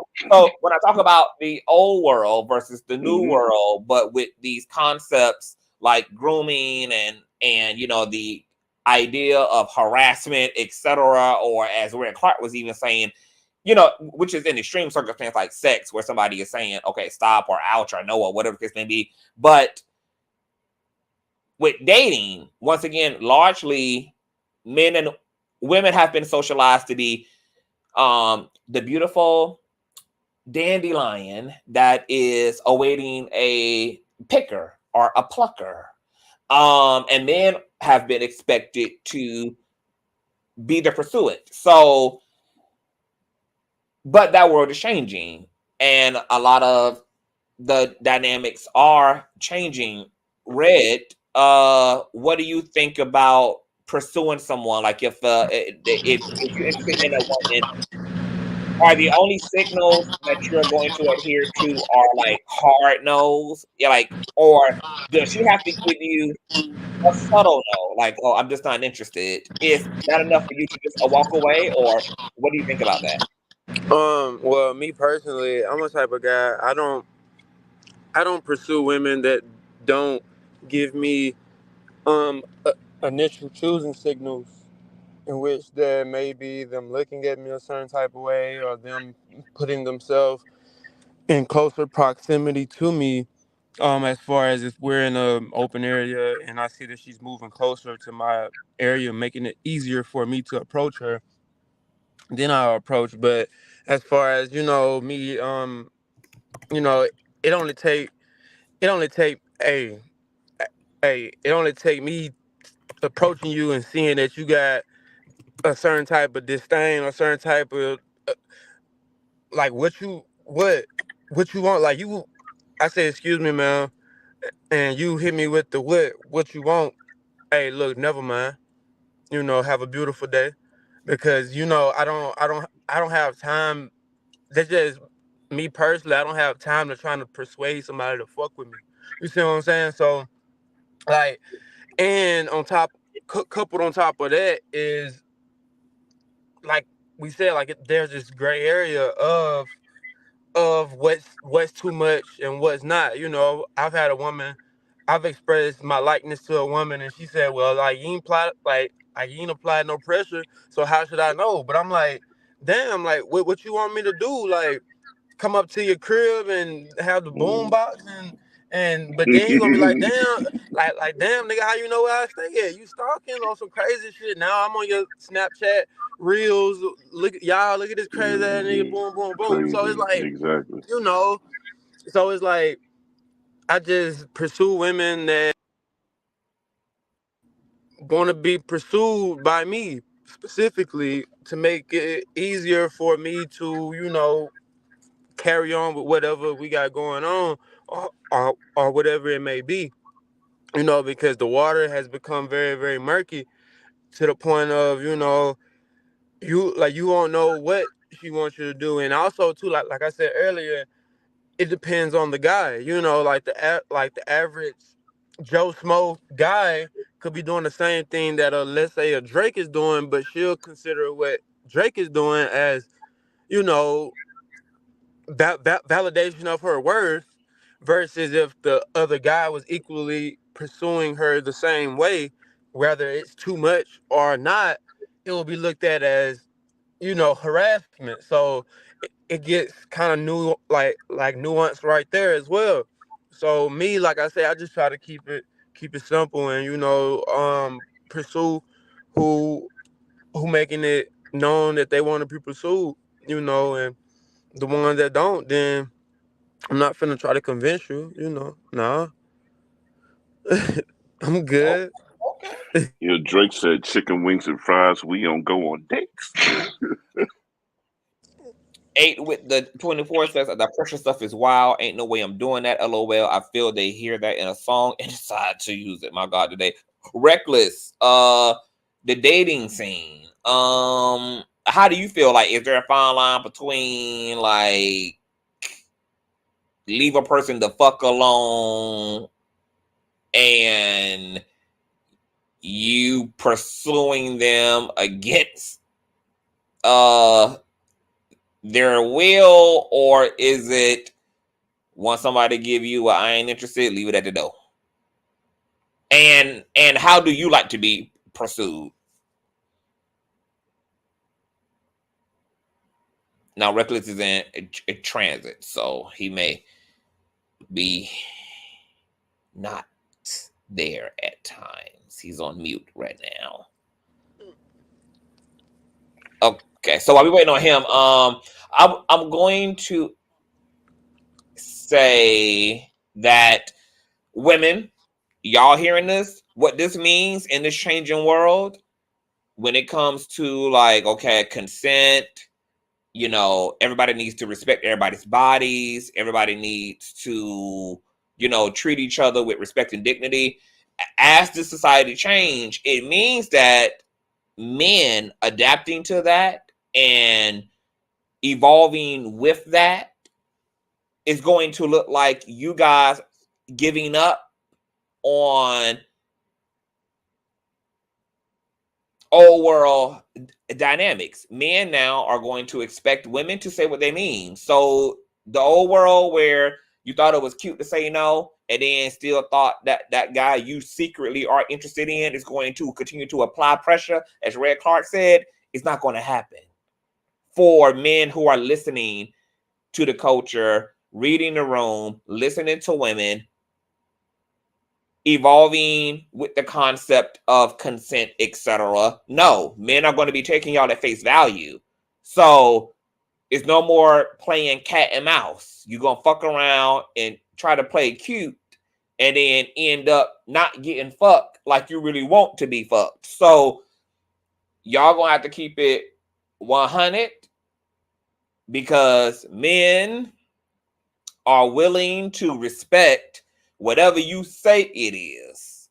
So if you give a man, I'm not interested, I'm not interested, it is. Don't expect him to still be up your ass 15 minutes later, 20 minutes later, or to be hunting you down after the club, etc. And I like that you guys are not pushing against these things, but you guys are listening to these things and are willing to evolve with these things. And I think that this does make for a healthier space for both men and women. 8 with 24 also says, soon as you apply, then it's this motherfucker is crazy. You was going to say something, Yogi, because I saw you had unmuted yourself. I forgot. Okay. And Red had unmuted himself too, so I don't know if there's something that you was going to jump in and say as well. Yeah. Well, I was just gonna say, like, it's and like you can't assume people can't assume, men and women can't assume how another person wants to be pursued. Like just because girl A would like to be pursued a certain way doesn't mean girl B would like to be pursued the same way. Same thing for women pursuing men. Just because man A may be, the type to be like, well, she told me no, but I'm still, subtly do, you know certain shit. It could be guys like me that you tell me no, then I mean that's what it is, and you miss your opportunity for trying to play them games. So be aware of what you want and what you don't want, and the outcome that you want and what you don't want. You saying, nah, I'm not really interested to see, like, well, this is a test for me to see how much you want to fuck with me. You gonna miss out on your blessing doing that.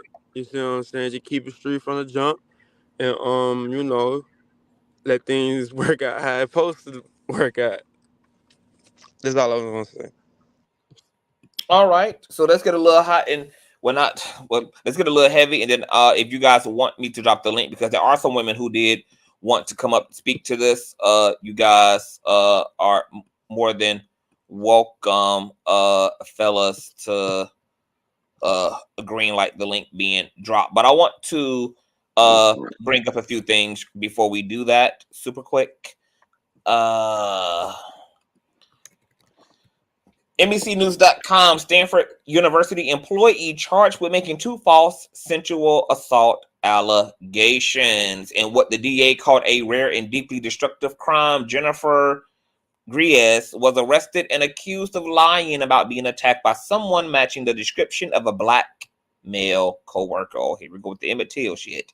A Stanford University employee was arrested on charges of lying to authorities about 2 alleged incidents of RAPE that she claimed occurred on the California campus, prosecutors said. According to the complaint obtained by NBC News, Jennifer Gries, 25, of Santa Clara, was arrested on 2 felony counts of perjury and 2 misdemeanor counts of inducing false testimony after an investigation found that she twice made false accusations of RAPE against someone matching the description of a black male co-worker in what Santa Clara County District Attorney Jeff Rawson called a rare and deeply destructive crime. The false account reports, which did not identify Gries by name, triggered campus-wide safety alerts and campus unrest, the DA's office said. They also spurred national media coverage, including by NBC News, which covered the 2 false assault reports, as well as student-led protests on the campus in October after the second false report. Quote, "These false reports are damaging, both for the true survivors of sensual assault and for the members of our community who experience fear and alarm from the report," Stanford officials said in a statement Wednesday, noting that evidence shows false reports of sensual violence are extremely rare. Indeed, research has showed that false reports make up 2% to 8% of sensual assault reports, according to the National Sensual Violence Resource Center, and black men in particular have long been falsely accused of sensual assault. 5 black and Latino teenagers, for instance, were wrongly imprisoned for 6 to 13 years for the 1989 RAPE of a man-aged jogger in New York City Central Park before their convictions were thrown out in 2002. Sensual assault and other sexual offenses regrettably continue to be prevalent both at Stanford and in our broader society. Our steadfast commitment to provide compassionate support for survivors of sensual assault and to prevent these acts from occurring in the first place remained unabated, Stanford's statement continued. The university's public safety department spent more than $300,000 investigating the false reports and hiring outside security, according to the probable cause document. Gries, who works in the university's housing services department, has been released on a $25,000 bail, and an arraignment is scheduled in San Jose for April 17th, a DA's spokesperson said. Any goddamn thoughts? Damn shame. I believe females should get this at least half the time that the man would have got. Should she? Yeah. You know, just another, and we ain't even got to read the details, but young man cleared of multiple false RAPE accusations at trial this summer. A young man who faced multiple RAPE accusations from 3 separate girls was cleared of all charges at 2 separate criminal trials this summer.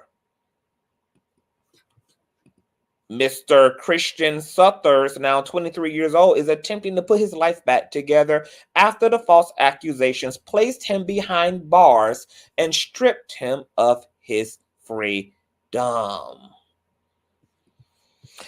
And this is why conversations around, especially when accusations are made publicly and are directed to a particular person or persons, these conversations can't be clouded with emotions and statistics, because statistics have never been used to render a guilty or innocent verdict to a person facing an accusation and a trial.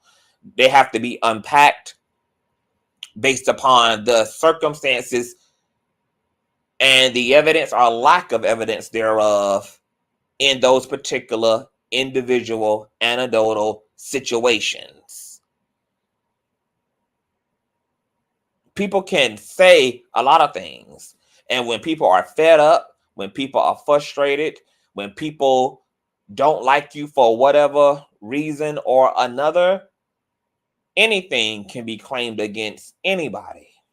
And in a fair and just society, justice has to largely come with due processing, and verdicts need to be largely supported by facts, whatever they may be.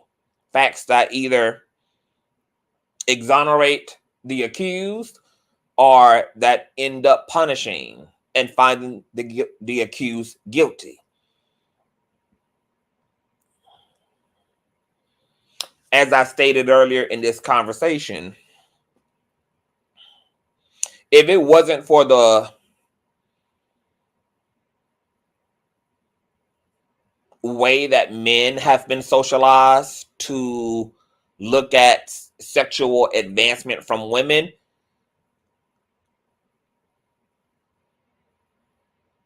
we would see larger numbers from men in terms of making also up the demographic of those who have experienced SA and who have been SA'd at the hands of the opposite sex.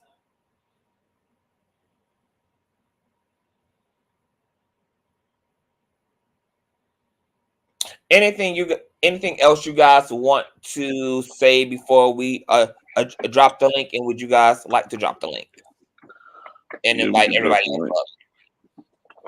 I'm looking for godly women with whole tendencies. If anybody's watching. Oh yeah. So before we do that, I'm glad you said the word hoe. Let the word hoe go both ways. Amen. Because to be honest, I'm asking if the word hoe goes both ways, because oftentimes it's really only used one way. But are Oh men no. also not hoes? Scott LaRock was a super hoe. You know what I'm saying? Yeah, absolutely. I don't know who that is. Who's that? Oh, okay, my bad. That's old school rap shit. Oh, But yeah, old school New York rap shit for that matter. But yeah, that it definitely goes both ways.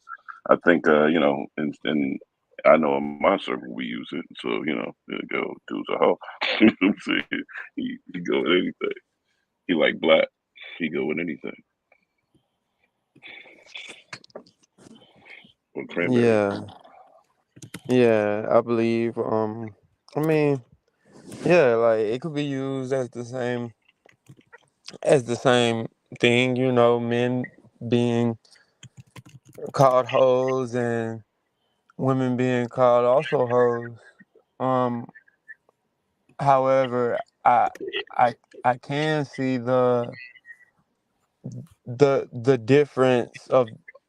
difference of being called each one of them in each realm. You know, like I can see the difference between a man being a hoe and a woman being a hoe. You know, but they are both hoes. But I can see the difference within the, let's can you say, explain that? Because I'm curious to know. Like, hoism. Okay, well, I would say Um, as a man, I know it's it's easier for a woman to be a hoe than a man to be a hoe. In the sense of men fuck anything. Like niggas will fuck Women can fuck anything. and women have the ability to fuck anything. So it's easier for them to be that reason why it's not looked up on to be that because it's easy versus if a man have sex with a lot of women or encounter a lot of women, that man somewhat has to have some type of value, not monetarily, not all the time, but maybe it's charisma, maybe it's he's funny, maybe he's attractive, maybe he has money, maybe he has all those things, and you know he can have access to all those women. And if he chooses to act upon those women, yes, he's a hoe. He's being whorish. You know, and so like both is hoes, but like I say, is easier. I believe it's easier for a woman to be a hoe due to the access and the pedalization of, you know, the indoctrination of the pedalization of the woman. You know, um, but to Red, huh? I actually, based upon your description of both the male hoe versus the female hoe, I'm actually more disgusted by the male because you just said that the woman actually has a standard. Like the man got to actually have something more than just a dick for him That to that's qualify for that's the that's what pussy. I'm But saying. for men, hold on. Exactly. But for men, I mean, essentially, you just got to have a pussy. Yeah. For a lot of men, you just gotta have That's pussy. that. So Well, that makes the Jack, male hoe. That makes the male holding is arguably that's like that's very low vibrational. I mean, extremely low Because like vibrational. I give this example is in no disrespect to like anybody overweight or anything like that, but let's say let me just be outlandish and outrageous. There's probably a 7 pound hundred a 700 pound woman somewhere, and it's some guy in her DM that's willing to smash that versus a seven facts, hundred pound guy. There's no woman that's checking for that guy. You more see what I'm facts. saying? So so that that just shows like and not me because I'm a certain type of guy in which that I have to be cognizant of who I you know be with, but I know there's a lot of guys that ain't really got access like that and just getting what they can get, and no matter what it is. You see what I'm saying? So like that's just what I'm saying, and that's what like if I believe if a woman have 100 guys vying for her attention that's trying to smash it, it wouldn't, it's like it's more sacred to not let 100 of those guys hit just because you have access to those 100 guys. You know, um, one, But you two, will pick off the ones with the most resources, though. yes, she's picking the top tier. The top tier. That's why a lot of the top tier guys maybe is having sex with the same women. And women are somewhat okay with that. We see that with celebrities. Like women know Drake got hoes, but they just want to be one of the hoes. Because he's that guy. You know. And Um. that also makes them equally a hoe because a hoe can't hoe by themselves. And if he got Exactly. multiple hoes, then it means he is hoeing. and and and what I'm saying is it took him to have something to be able to hold like that versus it just took the woman to be a woman just to be a hoe. Can I You know, throw? like Can I If interject there's something? anything, hold on, Yogi. If there's anything that my 600-pound life has taught us is that even obese obese men clearly have some type of equity on their ass as well because them niggas have wives on them shows he and they probably have their funny as fuck. He partners and probably the all. funniest nigga, Lavelle Crawford ass nigga that she ever experienced in her life, and he makes her feel good. He's bringing some type of value in which that making her stay around. You know, but As he if should we have something more to offer than just a dick. I mean, hell, like I'm not mad at women for having some type of a standard, even if they're going to so-called hole versus men who just like you got a hole. That's what qualifies. Like what? I Men need to do better. agree, and that's Men but gotta do like what better. I'm saying is that's just what I've seen Mhm. through my experience in this life It's a reality check is for sure. I have heard. I mean, like being amongst men definitely do not have as high of a standard in all actuality when it comes to sex. Like men can compartmentalize sex in such a way that they can reduce it to just the qualifications of a whole. Like, yeah. so I mean, there is a It's reality. crazy. It's crazy. And like you say, it's very low vibrational in the context of that. But like yeah, like that's you compartmentalize it at I man, like if a dude a fuck a couch, like that just shows you like what, bruh? Like, huh?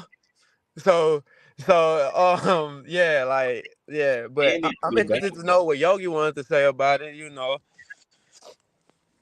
Oh yeah. So my point was I kind of got stuck on the Drake point. Like you were like Drake is a hoe, but suppose Drake is hunching out an obligation. You know what I'm saying? Like you got all these chicks. It's probably a once in a lifetime opportunity. He hella light skin. He can't say no. You know what It's I'm the saying? excuse. It's a It's the Let's put it it's a in obligation. like that. rationalization for me. Out of obligation. You know what I'm saying? I mean, but a woman can have the same one. Like I got this good ass pussy. It needs all the world needs to know. Nah, no, I it mean, don't. Sukiyana and walks Sukiyana. Suki with the good coochie. Yeah, Period. Suki with the good coochie, and like, Hey, I mean, And so and good that's men that's is her loving mo. it because once again, a female hoe can't hold by herself. She needs a hoe to hold with. I mean, even if it's she can put it down. So clear. I mean, to Rex Clark, I mean, it's a match made. I mean, because it don't matter why. Like the context don't matter for why people are promiscuous. It's promiscuity nonetheless. like I agree, and I'm Obligation. and I'm saying, and what I'm just saying is the ability to be promiscuous is more readily available to women versus men. You know, I'm not gonna say as a promiscuous man Which is a myself, but as a backhanded man. compliment to men because it's basically it reduced. I mean, because to your point, because men have no standard, it makes men readily available. It Oh my is. god. I mean, that's just the Unfortunately. but I would say, well, the the reality of the situation. Because for me personally, like I have the same access of a promiscuous. I've been blessed to have the same or somewhat of the access to whatever woman in which that I want. But me being who I am, I'm cool with different friend groups. It's a lot of people, men that's not having that don't have that availability of to be with women that they would like to be with versus there's women that's probably on like I said, the 700-pound life or like a objectively not aesthetically pleasing person that's a female can have more opportunity than a guy in that same situation. And that's just the reality, not saying that it's right nor wrong. That's just what it is due to what it is, and I hate that it's like that. But like a dude, like I say, a dude fuck. Like there's incels in which that a fucking. I mean, look at the pocket pussy shit, like bro, like I seen a video of a tutorial how to make one. So I'm like, dudes going that far because they'll they'll fuck like a pipe that goes into a fucking um plumbing system with cushion in it because they're not getting it. You see what I'm saying? Or they To that can't get point, it. I just also saw a video that was recorded by female inmates of makeshift dildos, and we also know that the dildo and vibrator line is Yeah, I need that link. is a lucrative industry as well. The roads. And I would say that's also that's true. But let's look at the OnlyFans thing then. It's more it's more ideal for a woman to pop off on OnlyFans and make six figures, um, using her sexuality, being that men are the primarily investors of that versus a man doing it and women being their top investors. You see what I'm saying? Because men have a more of a proclivity to invest in a woman's sexuality. Let's look at strip clubs. You see what I'm saying? They have a Because the whole, patriarchy has a reduced women largely to being a commodity, so that's but why men and are the also too, I would say this. I would also say this as well. If all else fails, I believe this. If all else fails, a woman knows that she can kind of fall back on her sexuality. You know, with the if I'm down on my luck, hey, sorry for me being frank, but I know I can sell this pussy because, like how you said, it's a commodity. Or like how we talking about the conversation right now, it's such a high deemed thing that they can weaponize it against a man. You see what I'm saying? So it is a fucking commodity, and because it's just so, it's just like, I mean, look, it's so sacred. I don't blame them. You see what I'm saying? Like I don't blame them because like it's a duck. Pluck the duck. You see what I'm saying? Like niggas paying for this shit. So, but when you weaponize it or use it, as a means to, because it's just what it is what I'm saying. Like I wouldn't say it's the patriarchy reducing it to that. It's Mm, the patriarchy playing into what it already is and taking it to the extreme at times. You know, mm. um I would versus disagree. He versus trying to playing into it. rationalize the shit out of it. This is a created dynamic. That this is a man-made dynamic already. It ain't like a lightning striking out of the sky. It's not a natural phenomenon. This is an intentionally created Fear. commodity on behalf of what for eons have been a male controlled, male directed, male oriented system where men created the rules and they decided who had worth. Hell, back in Jesus's day, cows had more cattle than women did, not because women inherently are worthless, but because the system decided what and who was worth it. Hell, the age of arranged marriages is still a reality in many cultures. These are not natural phenomenons. These are governments and social scripts created by people, typically by men.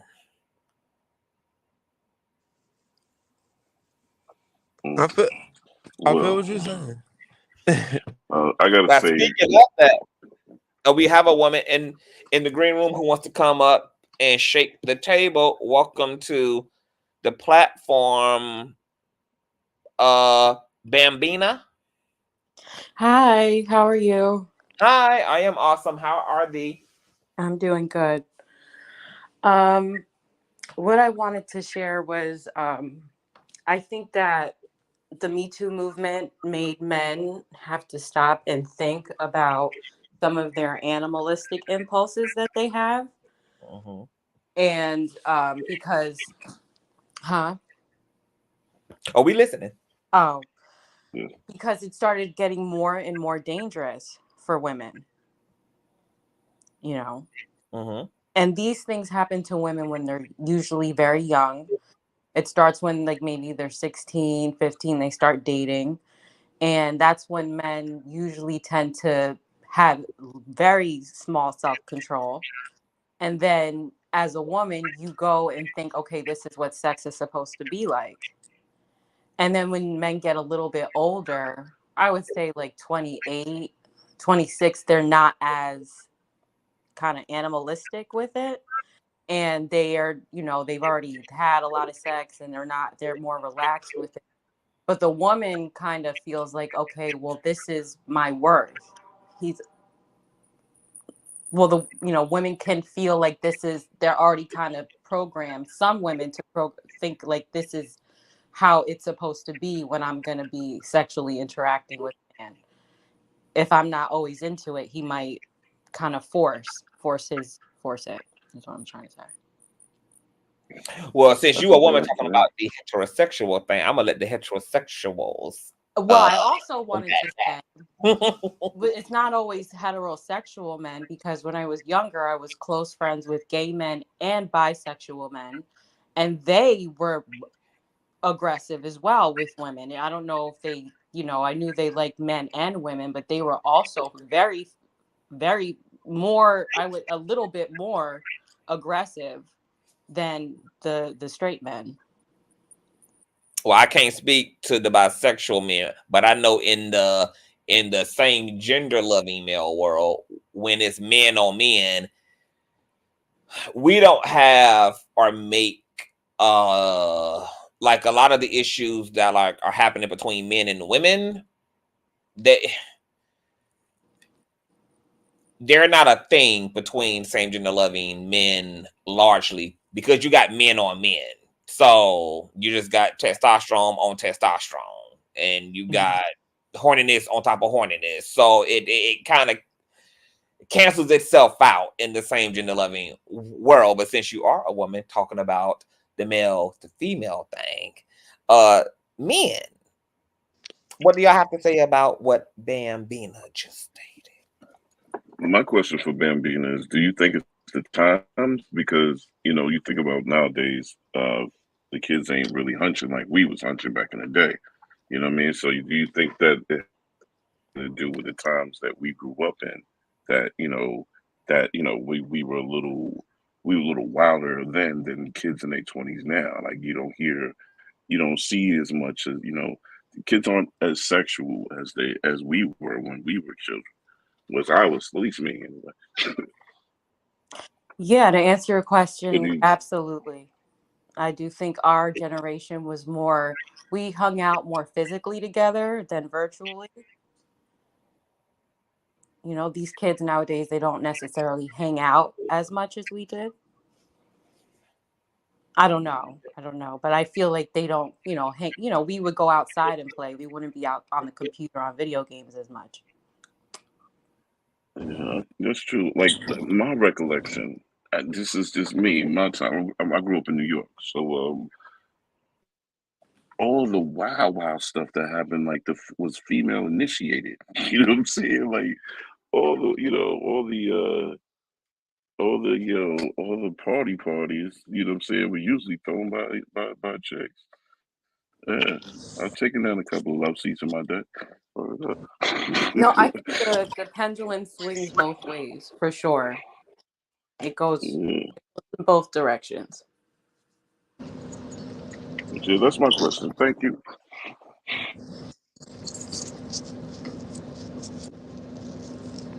Clark, we can hear you. Oh yeah, but yeah, like I can see what she was saying for Shirley about like being younger and not knowing how to suppress or repress or have the correct emotional regulation to, pipe down when that's not warranted. And then also too, um, the proclivity of younger girls wanting being attractive to older guys because I know me at the time, it was when I was in junior high, the junior high girls was talking to the high schoolers at the time, Facts. and they were, and maybe they were already having sex, and to keep fucking with that guy or keep the attention of the guy, they may felt pressured or prematurely that this is something which that they had to do to keep that guy around, you know. So I can see that being a a notion as well.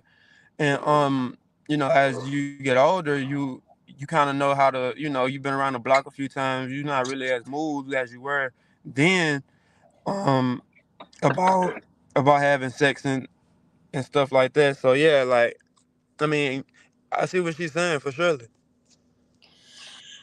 I feel like most of my friends have said they've been sexually assaulted, what would someone would consider sexual assault or rape. And when you have this conversation, I think back to like, why does this happen to so many women?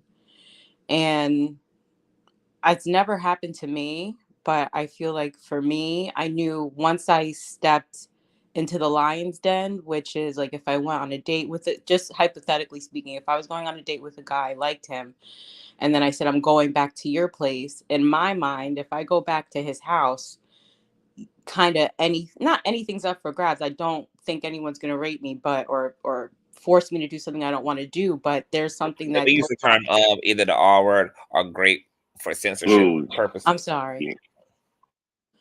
Okay. Go ahead. Go ahead. But you know what I'm trying to say. So in my mind, I felt like, okay, you kind of know what, if you're walking into the lion's den, what could happen.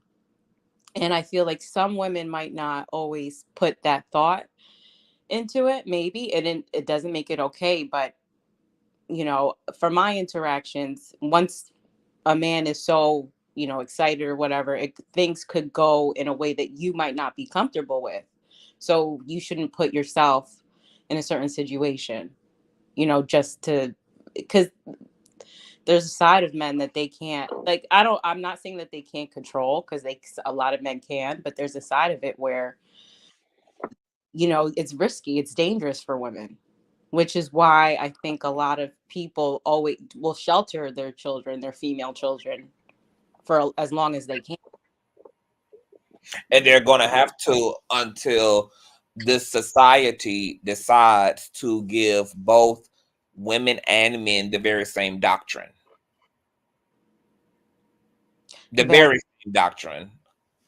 As long as women are being programmed one way and men are being programmed a whole other way, is going to create these catastrophes in the middle. Yes, and I think more and more people are starting to talk to men, girls and boys, and men and women about these. I think these conversations are good. Because some people might not think that what they're doing is wrong. They might not think it is. And they don't, because that's exactly what I mean. Because like for me, like growing up as a boy, I was expected to be having sex according to other men. I mean, as soon as I could see, like I was 8 and 9 and had grown ass men, asking me had I had my first piece of pussy yet, asking me, if I had been with a woman, if I was a virgin, etc. So with men living in an entirely different world where they are given very different expectations about their autonomy and about sexuality, and we're kind of programmed, not even by women, but by other men to like our development is sped up, then for me, I can see why this is all in a knot now. I can see why men and women are having a hard time and why there are so many issues when the worlds come together. And it's literally because both men and women are living in an entirely different world as men and women. Like what your mother is teaching you as a young lady is not a lot of times what men are teaching young boys about what it means to be a boy. And those socializations are so far away from each other that when it comes to everybody coming back to a communal space, there's all this warped behavior and all of this foul shit that's going on in the middle, not even because people are bad or men are bad or women are bad, but because you're bringing two different worlds together that are not cohesive.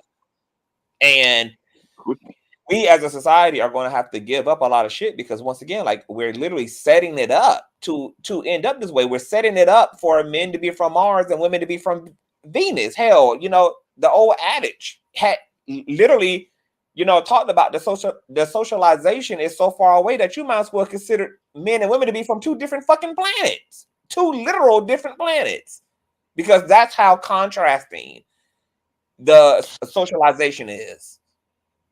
So if we don't deal with the root of what has led to the misunderstandings, what has led to the abuse, what has led to the power dynamics, what has led to what we're dealing with now and what we are coming to terms with now, if we don't deal with the root, not the symptoms, but if we don't deal with the root cause, which is the socialization, then these will always be the symptoms of a cancer that we're not even calling cancer and don't even know is actually cancer, but that is the byproduct of a cancer. Like when your hair is falling out and you're losing weight and you're losing energy, etc.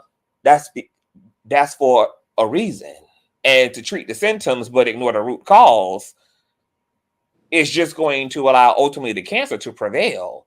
And the symptoms are just going to find either new ways to personify themselves or they're going to be indirectly sustained because the root cause is not being dealt with. So a lot of times on this platform, I oftentimes talk about the socialization in terms of our ideals around femininity and masculinity and sexuality and the way that we inform males and females by way of whatever our religious traditions are, our social norms are, etc. And that, yeah, all the stuff that keeps coming up, like, it's telling us that we're in the wrong direction. The fact that women are deeply exploited and trafficked in this system is telling us that we're doing something wrong. The fact that men are being hypersexualized and also assaulted by women and don't even know to call it that is telling us something is wrong. The fact that we have all of this is telling us that something at its root cause is deeply wrong. And the only way to undo all of this is to tackle all of that. I completely agree with you. And I think that this is what you just said, examining the root cause is an answer. And I have a question with it being like root cause, whatever based. Are men taught the more women that you sleep with it makes you more of a man? Fuck yeah! And are they taught giving into these sexual urges makes you more of a man? Because I know those are two separate things. Like both. Hell to the both. hell to the hell, yeah. Mm-hmm. Mostly all of man's identity is tied up into his loin. It's tied up into his genitals. He's tied up into his reproductive system largely. Hell yeah. And that's taught. Who teaches them that? And that's why men who Society, don't Society. Okay. pay, society, and like sometimes, like I mean, parents or like circumstances, not parents per se, but let's say, like fathers or uncles or shit like country said, like you had a first piece of and pussy the yet? music, it's the culture, it's all of it. Um, culture, yes. Music, shit, the barbershop conversations, shit, like, Mhm. or or even sometimes women in the sense of, oh, I wanna do to know what he's doing. So in order to know what you're doing, you will have to have some type of experience to know what you're doing or be assertive. Oh, I want a guy that's assertive. So I mean, so it's kind of all around somewhat your your identity is somewhat associated indirectly or sometimes directly to what they call your notch count or your Well, if some in my yeah. family, it was kind of a dual dynamic. On my father's side, it was like, yeah, you know what I'm saying, as many females as you can get, blah, blah, blah. That's from my uncles and my cousins over there. From my mother's side of the family, it was a little more disciplined. You know what I'm saying? You was taught to be reserved with your, you know what I'm saying, with your seed, with yourself. You know what I'm saying? You was like, that's, you know, part of the reason why I'm practicing abstinence right now is because I'm trying to get your paper up before you find yourself a woman. You know what I'm saying? So I think I don't know. Depends on where you raised, who you raised with. But I kind of got like I got it from both ends. You know, one side was like, you know, go for it, get as many females as humanly possible. You got a girlfriend, yeah, how many girlfriends you got? You know, when you're a kid. But I also want to throw an extra layer on that and say, does anybody? I may be the oldest cat in the room, but does anybody remember movies like Porgies and Revenge of the Nerds and stuff like that, where you were kind Absolutely. of low key conditioned into shit like that? Where you know what I'm saying? It was. I mean, what didn't Porgies have a gang R scene? You know what I'm saying? So it's you know stuff like that. I think at one point in time you were kind of conditioned low key into that you know what I'm saying. This our culture. You know what I'm saying? It was kind of enforced, but I believe it's by culture, and I believe it's who you are. Maybe educational levels have something to do with it. Class, you know what I'm saying? Because my father's side, who was one class, felt one way. My mother's side, who was another class, felt a whole nother. You know what I'm saying? So depends on the perspective of the people involved. So are men not taught that sex is a personal thing? Because a lot of times as a woman, I think that men want to brag about like, oh, I slept with her and her and her and I got this girl to do that to me and blah blah blah blah. Where women might be a little bit more private. So are men taught to kiss and tell?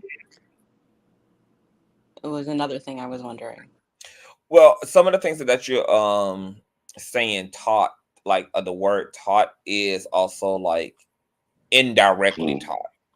Like Yeah. some stuff Mm-hmm. is It's learned. like it's not explicitly like curriculum, but like it's something that it's in the social cues, as Red Clark said. It's in the environment. It's the way that men socialize amongst each other that then lead also to like this unspoken, like these unspoken rules, these unspoken terms. So some of it is taught, but something like that, what you're speaking about, I would say is more so about that unspoken term. Because okay, here's a fair reality: men and women talk equally, right? Because when women get together in their private places, whether it's their girl trips or their salons, etc., women quote unquote gossip.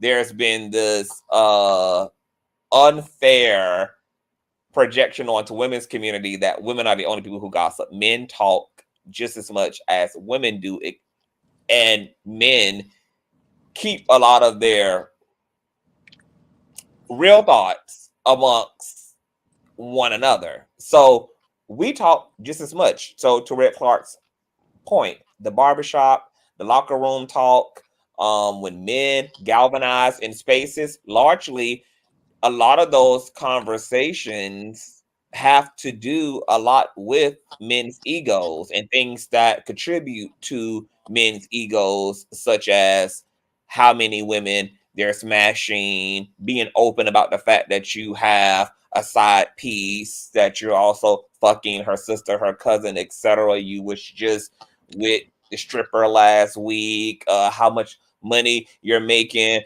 what you're driving, what you're able to do. It's a lot of bravado that surrounds this idea of like men also being socialized to be providers. So men also take pride as a result of that expectation and that socialization of what they can do. So, and that creates that bragging right and quantifying oneself based upon what you're able to achieve, either sexually or financially, etc. But yeah, men talk, and men definitely kiss and fucking tell, because it all goes back to that socialization as well, that what creates value in you as a man is what you can conquer, what you can dominate, what you can accumulate. So whether that's women, whether that's money, whether that's cars, whether that's trophies, what you can accumulate, Influence. where your pride, yeah, influence, etc. That's where you get your pride from as a man. Right. Yeah, that's a good point. And so when it comes to the sexual aspect of it and the dangers that come with certain sexual activities, conscious, you feel like there's an issue there, right? Say that again, boo. The question. When it comes to the sexual aspect of that, because that's a lot of pressure that it seems that men are under. And I've always noticed that men care so much more about what their friends think than what their girl thinks of them. Absolutely. And so if they're under that pressure, it might, I don't think those two kind of interact, but I'm talking about like the SA issue that we see going on. I don't know how those two coincide. So the SA situation is very interesting too, because like, for instance, like women are socialized a lot around chastity and self-discipline, and are, unfortunately, unbeknownst to them, socialized to be pick me's or to be on reserve, that you wait until we choose you.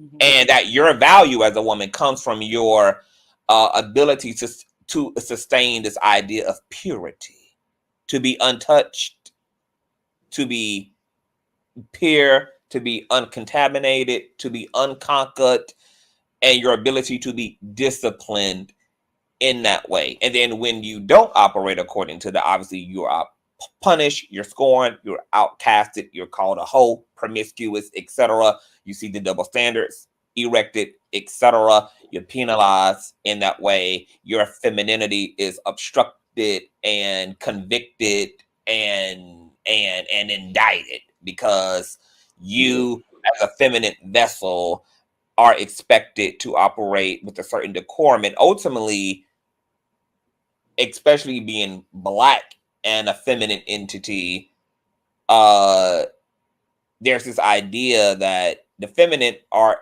a byproduct of the masculine. So this is largely why women are socialized to wait on a man, to be chosen for a man, to be ready for a man. And that grooming for y'all starts early on too. Y'all are given the Barbie dolls, Oh, which so is a that's way to grooming. well, Okay, sorry. hold on.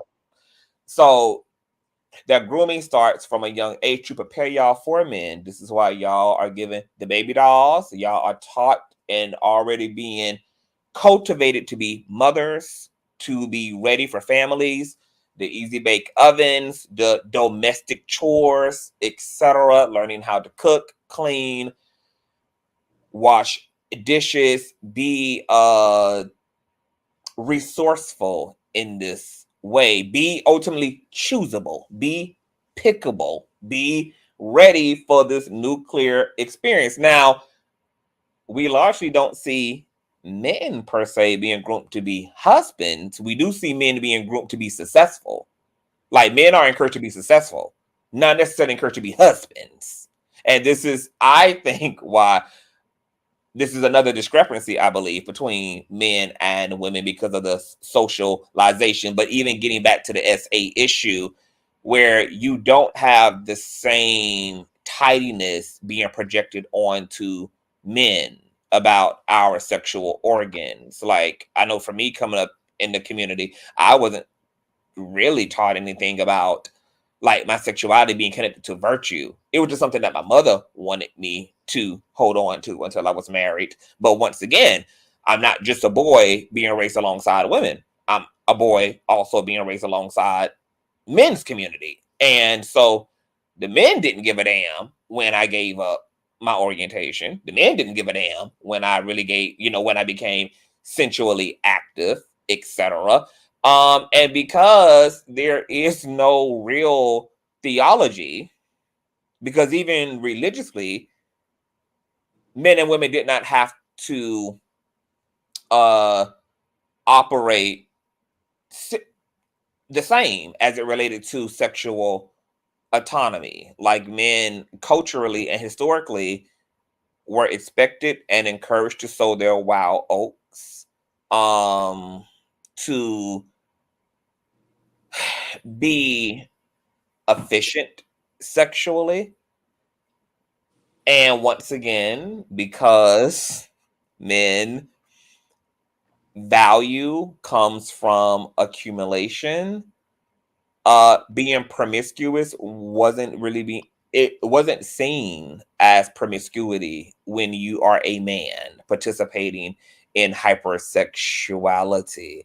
And also these ideas around like we not the ones who get pregnant, this idea of like we're the ones that do the inserting, we don't have something inserted into us, Our like biology, quote all unquote. of this Hmm. contributes to this notion that women are dirty up when they participate in sex versus men who have external genitals versus women who have internal genitals. It all creates these weird perceptions in our minds around the glamour of sex or the lack thereof, depending on which gender we're talking about sex in the context of. But ultimately, to answer your question, and I'm sorry to make the long story real short, is that men just aren't taught to be disciplined.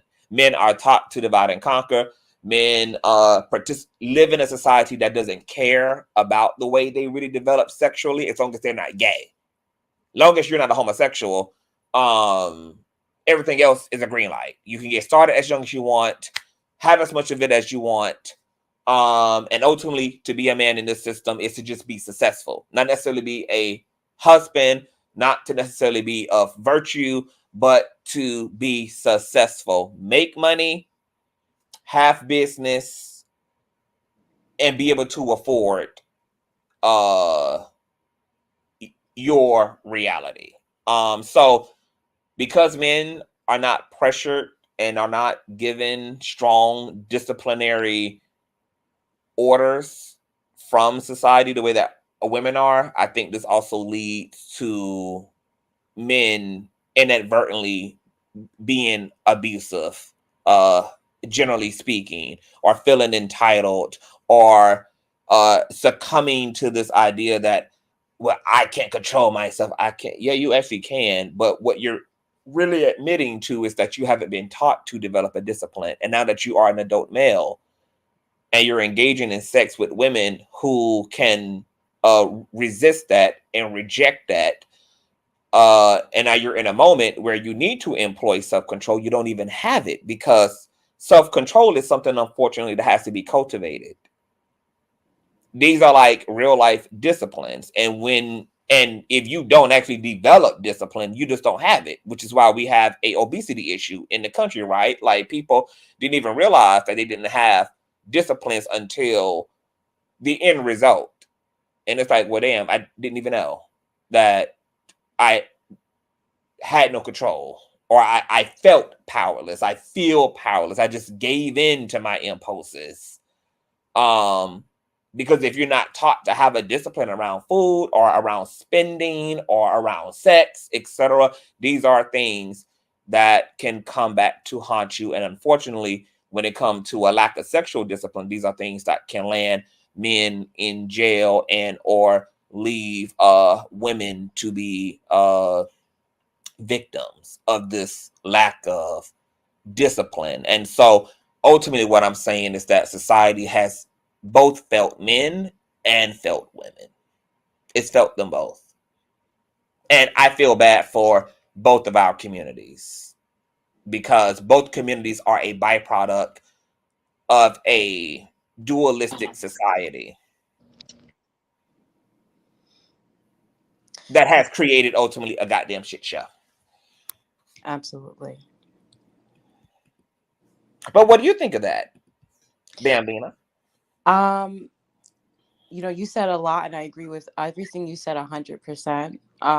What I was thinking is that when you are being, you know, raised in society, the things that men and women are taught, you're taught certain things from, like the other gentleman said, like his father taught him one way and his mother taught him another way. And I was thinking back to when I was growing up, like my father, the males in my life taught me one way, you know, which is the purity thing, you know, avoid boys, all that kind of thing. But the women in my family taught me, you know, it's natural to like boys and have crushes, and it's okay if you want to have a boyfriend. You could talk to him on the phone. And they were raised to be virgins their whole life and never touch a man from their mother and their father. And then when they first had their first sexual experience, that was on their wedding night, and that wasn't a good experience. And what I kind of learned from their experience was, because they all got divorced, and you know, not long after they were married, and what I saw was basically I don't want to say that my mom and my aunts were promiscuous after that, but they were like, I waited my whole life for that, you know, and he did this to me and that to me. I'm gonna be like a man. I want to live like how they live. I'm not saying they were hoes or anything like that, but they felt like they wanted to be in more control of their own sexuality. Yeah. So I was kind of raised by women to embrace your sexuality, kind of get to know boys and, you know, things. It wasn't, you know, one boy, not like five, don't sleep around, but they wanted us to kind of know what we were getting into bef- before we were grown, Yeah. if that makes sense. So that we Test wouldn't. drive the car. Take the car off the lot. Huh? It was okay to drive to test drive the car. Look, Yeah.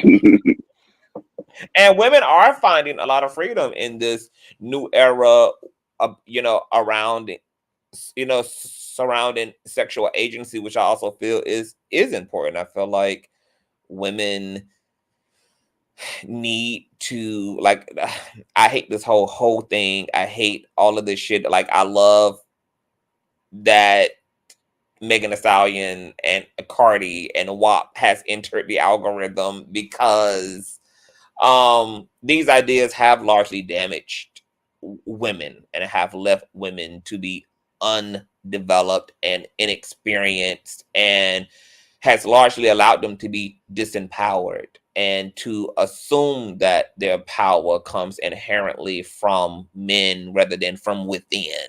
And so women kind of getting back to redefining themselves and creating their own narratives about who they are and deciding what they want and allowing their value to come from within. That's an important rite of passage that all women need to take. And I'm happy that women are being given that space to actually discover themselves, and that they are entitling themselves to that.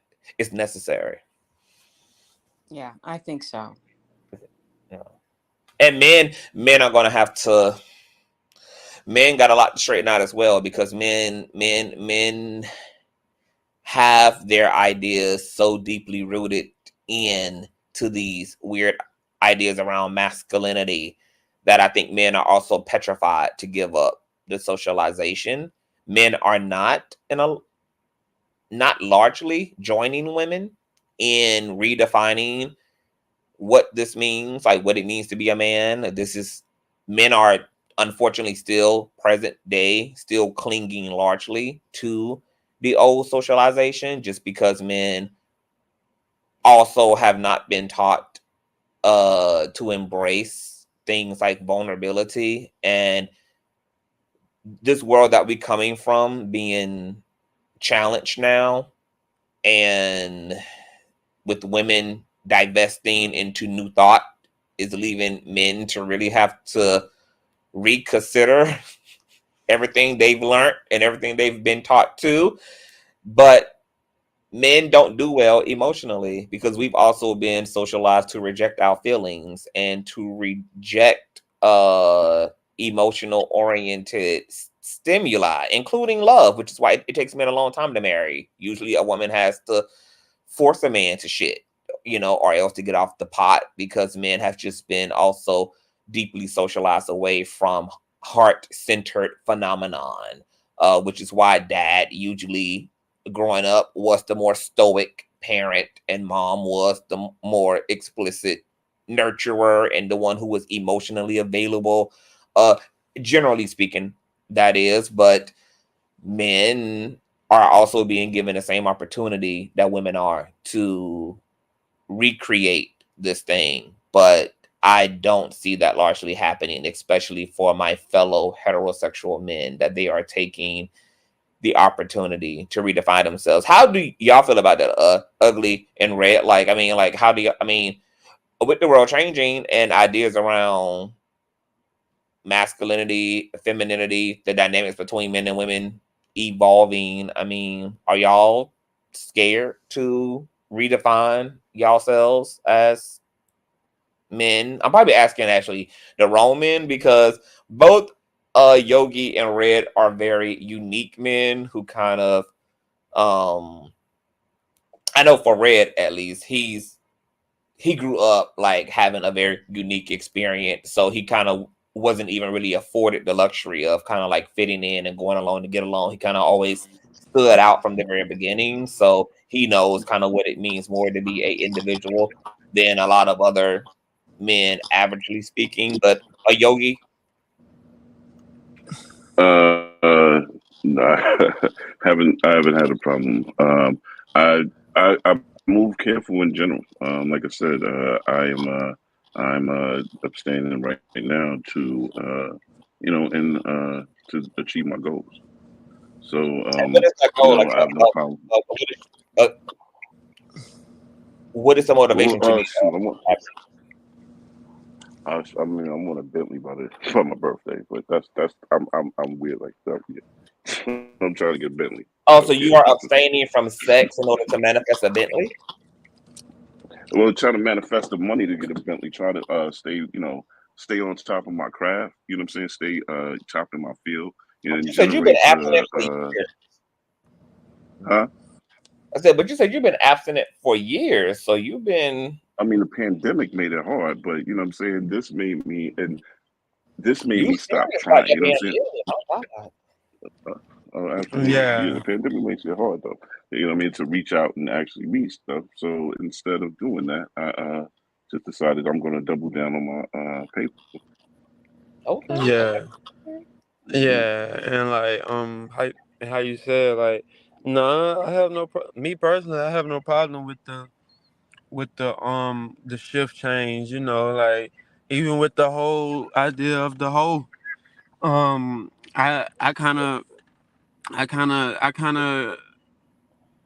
I'm not one of the guys that make women feel a type of way about being promiscuous. Shit, like, I feel a type of way more about the dudes that judge women for being promiscuous. It's like, damn, bro, you fucking it up for, you fucking it up for the real niggas. You see what I'm saying? But it's a lot of things that's changing, and me also too knowing um change is uncomfortable, but in order to change, well, change is uncomfortable, but in order to grow, one must change and things must change. So I can't be resistant of the change, even though like it may skew my sense of masculinity or whatever it may be.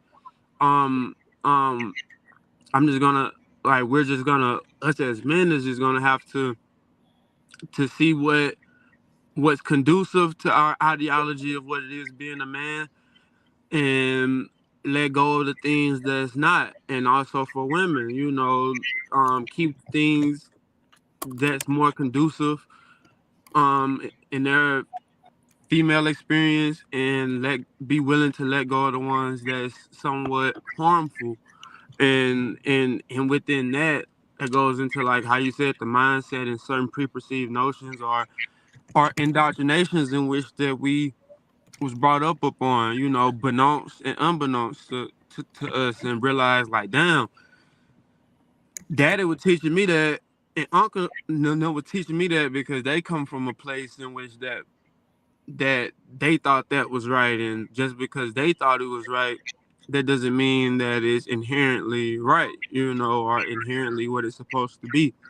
So, yeah, like I'm I mean, I'm open to it, and I'm interested to see how it goes, shit.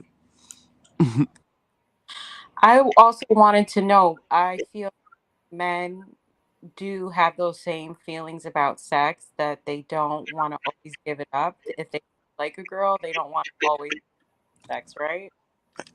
Yeah, like me personally, like I say, I've had to turn down sex or make or like how girls make guys wait. I've had to make women wait, just to like I say, like Mm-hmm. just to vet it out, and also too I don't like nothing that people are too ready to give to me. Like how people would Yeah.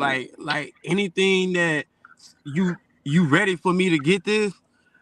I'm kind of looking at Yeah. the side eye like, hey, like, why are you so willing to give this to me? Maybe like you digging me like that, but still, like Mm. it makes me kind of, If you too you know, eager, I think you trying to give me something. I want yeah, what Wait, is it?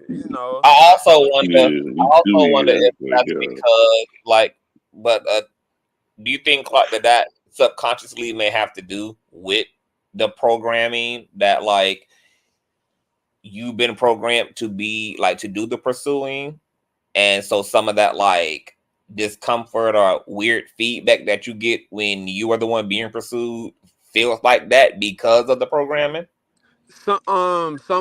somewhat, but also too, well, somewhat, but like I would also attribute that to like I say, I would like to say that I'm somewhat of a attractive guy.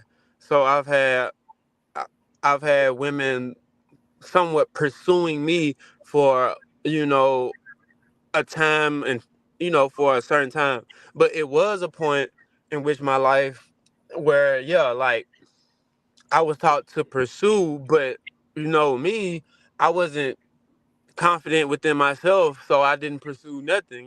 Like I didn't pursue no one. At one point, I was like, shit, like maybe I'm asexual because I'm not finna, like I don't have the urge to be pursuing of anybody, and maybe that was me just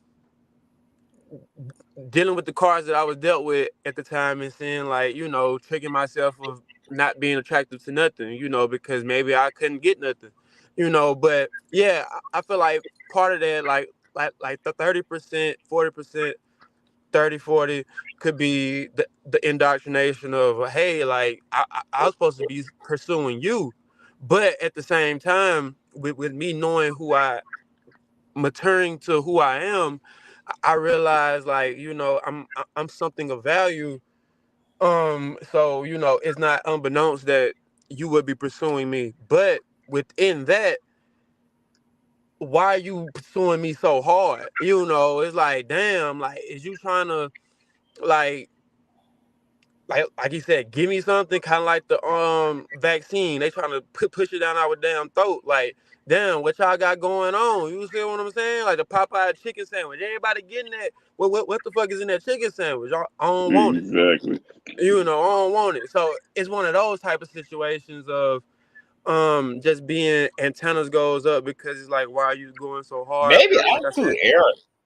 Maybe I'm too arrogant because I have never questioned why anybody was on my ass, because I'm so clear to your point, Red, about why I'm the golden calf.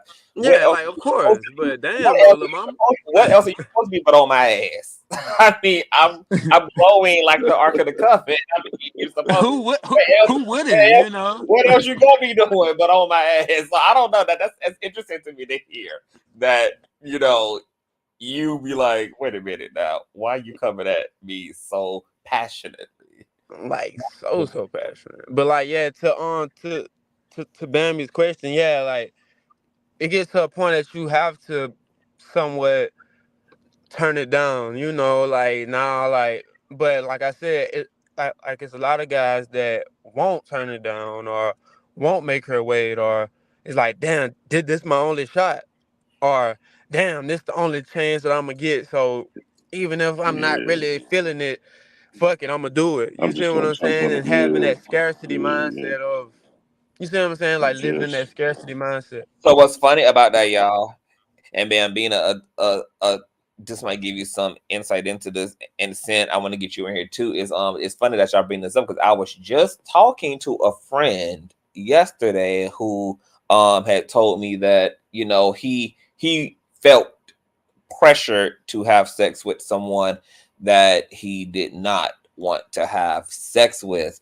and we had this conversation too. So that reality that like men, because once again, because we've been socialized to connect ourselves to our sexuality and to have our value system also connected to our sexual proclivity and advancement, is a reality for a lot of men. And even when, and that socialization and that social programming is so real that when men find themselves, because men and women are actually not robots, no matter how deep and how much you've been indoctrinated, it's not going to completely trump your humanity, because at the end of the day, you're still a human being. So you're still going to have like feelings that object to the programming, even if you still allow the social programming to ultimately prevail. But it doesn't mean that you don't feel the distinct difference between you and the programming. And some people don't even know that that's what they are making a distinction between when they feel uncomfortable. Like, wait a minute, there's me, but then there's this thing that I feel I have to do because it also is supposed to be me. But that's actually the programming that they are wrestling with, that they may not have language or even understanding of. And so even with my friend, it was like, well, I'm actually me. I'm actually a human being. I actually don't want to do this. But I've been socialized to do this. And if I don't want to do this, it then means that there's something weird about my sexuality. And it means that there's something weird or wrong with me as a man if I don't want to engage a woman who is willing and readily available, like a hot and ready Caesar's pizza. That if I am not into that, or that's not attractive to me, or that's not something I want to engage, then it means that something alternative is taking place. And it's like, no, that there's not. But unfortunately, he didn't have a remedy for, or a counter for this feeling of uncomfort. So he went ahead and allowed himself to engage in something that naturally he didn't want to engage in, because he had his reasons for why he didn't want to engage in it in that moment at that time. But what would it have meant for him not to do it is what he did not have an answer for. Yeah. I feel like men get equally attacked by women as women do to men during sex. And I feel like, you sex is a sacred act. It's a spiritual act. It's not something that, wham bam ma'am. And as you advance in age, you realize that more and more. So I think it's a good sign when men want to take their time with that. And I also, from what I kind of taught from the males in my family, is that if you give it up, they're not gonna like you anymore. I don't know how true that is, because I know a lot of women who have one night stands, and they've had long term relationships with the person they had a one night stand with. But Yes, that part. I think Yeah, I agree. Like, actually, like, one of the girls I dated, we had a one night stand, and it wasn't. It, and that's what I say. Like, the guys that judge girls for that, Hmm. that more so grinds my gears than the girls that agree with doing with one night stands. Because it's Yeah, like, yeah, because me, I'm gonna chalk it up to, even if it's not, I'm gonna chalk it up to shit, maybe she wanted to I'm do it like, because I'm that guy, and she don't do this often. She did it for me. She make rules for them and break them for me. Yeah, yes, Lord. So that's how I'm looking. That hey, look, that's how I'm looking at it. So but it is some guys that oh well she do that for everybody. She like that. Nah, not necessarily, big dog. Yeah, I mean, this is in my life. The one night stands. I promise you, the one night stands. I've had longer relationships than I've had with the females that want to dangle it over your head and make you wait. You know what I mean? Like you wait and then it's trash. Then that beach was it, man. Because it's like you wasting my time for this. You know. Yeah, and like also too, it's like it's obvious you want to do it, but you just making me wait because you feel as if that goes back to the society standard. Society is making you think that you should make me wait, and that's gonna make me like you more. However, unbeknownst to you or beknownst to you, making me wait will probably make me not like you. Um, Yeah. actually, because Yeah. it's like I'm seeing I'm seeing that you're doing this. You see what I'm saying? And You're making me I'm jump through not that hoops and guy shit. that's gonna judge you for Yeah. doing what you want to do, but I'm also not that guy that's gonna pressure you into doing it either. You see what I'm saying? So it's just like one of those situations. Just do what you want to do, and and if you can tell that's that type of guy that's like that, and I mean that's I mean he's showing you his hand, or if it's a guy that's not gonna judge you for that, don't dangle it over his head. To try to, the 90-day rule or whatever thing like that. You could be missing opportunity with experience with a great guy. You know, so and guys don't want off the girl if she did a one night stand because you could be missing the opportunity with a outstanding woman.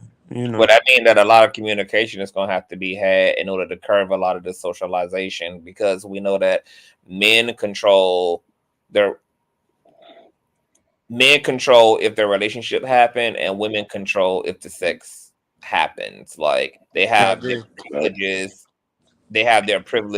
in two different areas, but in terms of evolving out of that space, I mean that it's going to have to come with a lot of like dialogue and transparency between men and women. Like women, need to communicate their fears. Like, are like I like as you said, like if she want to give it up because she genuinely wants that too, but she also likes you and she don't want to do that if it would make her unappealing in your eyes or etc., then you're like saying that and communicating that is important, but men also have to be willing to also not lie as well. Like if you don't want to be with a woman beyond just having sex, then men need to say that, even if the woman opts out of giving up the sex because she realized there's not going to be anything substantive I beyond don't, that sex. I don't think you always know that though. Like I don't know that Well, I'm. no, but that's what I'm saying about like it. Just all of it has to start with communication. Period. Like True. because as long as like all parties are willing to communicate, then you know You anything has the potential to continue to be. But it's just like it's just takes communicating and honest, transparent communicating. From top to bottom. I dig it. Yeah, I agree. Yeah. Sin, are you here? Yeah, good morning. I'm to everybody on the panel and giving out flowers. I'm glad to hear that you all are having very substantive conversation as men about the dynamics of sex and sexuality, those things that tend to lead to trouble for you guys in terms of essay and those kinds of things. And it's going to take gentlemen like you to start to kind of hold the ones that are accountable, that are not as enlightened as you all about it, that are still on the demon time behaviors uh, of sex and the things that put them at risk of being accused of being an essayer or that kind of thing. Um, and I also like that Bambina has come on to, kind of, you know, ask questions, because in order for things to change, we have to have conversations like this. We have to be empathetic to both sides.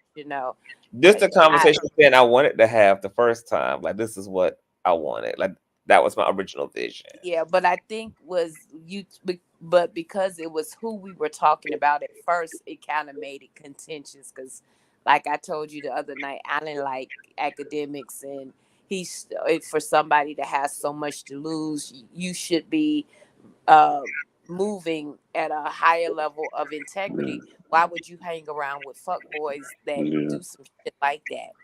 yeah, Because even though he didn't engage, he, just by virtue of the fact that it happened on your property, you can be sued. And so, I'm glad to see that the brothers are, waking up to the fact that, yes, the laws have changed. Yes, a lot of the power dynamics that still remain to keep dudes like him thinking that they can do this is, media. This has been since the dawn of time. We've had ebbs and tides in the sexual revolution. That it was one time where women were coming in, more, non-melanated women than us per se. In the 60s, the revolution, they were owning their sexuality, while even when our parents were still telling us, the being the virgin and is virtuous. And even in the 80s, when we started to do our own thing, we were classified as hoes. But I think now in this day and age, and the young people and the mindsets have changed because they see the hypocrisy on it in it from both sides. You can own your sexuality. I've been on the side of one night stand. I've been on the side of making somebody wait. I've been on the side of being the one that had to wait. And it, it, I think it had a lot to do with what my maturity levels were. I never ever even, and I have been having sex since the age of 16. And I did what I wanted to do, despite how whoever felt like whatever. But and I didn't care if they thought that I was a hoe. But by the same token, even back in the 90s, excuse me, the 80s and the 90s, I moved with a little integrity, even in being in all of that. Back then, we wanted to do it on the first date or wait a while, they didn't classify us as hoes because we did, and but we weren't running around. I met a guy today, I'm sleeping with him tomorrow. Then the dude next week, I didn't like him or he wasn't good. We kind of, even for that time, we had a level of more maturity about it that hey, I'm owning my sexuality, but we didn't do anything that was unsafe either. We weren't, meeting dudes for the first time and going back to places with them, where it's just me and them and something happens. And back then, whether the conversations were barbershopish for the men or whatever, one thing I can say about the bros, they're not saying that that's not the case now. They understood a woman's when a no meant no. They weren't trying to push the envelope. We had, because by that time we started having episodes in, because media drives a lot of this stuff too. We were having episodes like a different world, when they were talking about date rape, and an mm-hmm, episode where the guy that was the last dragon, was talking about, oh, you have to push your girl along so she can drop her inhibitions. No, that was some white dude shit. Brothers mm-hmm. that if I get caught in that vortex, I'm very well going to jail. And it is RAPE. So they were moving a little smart. Now I don't know why, it's kind of like in a little bit in the reverse, but for Yogi and you, Conscious, Reckless, and Red, I'm glad to see that you all are putting the conversation back on the rails and moving it in the direction that it needs to.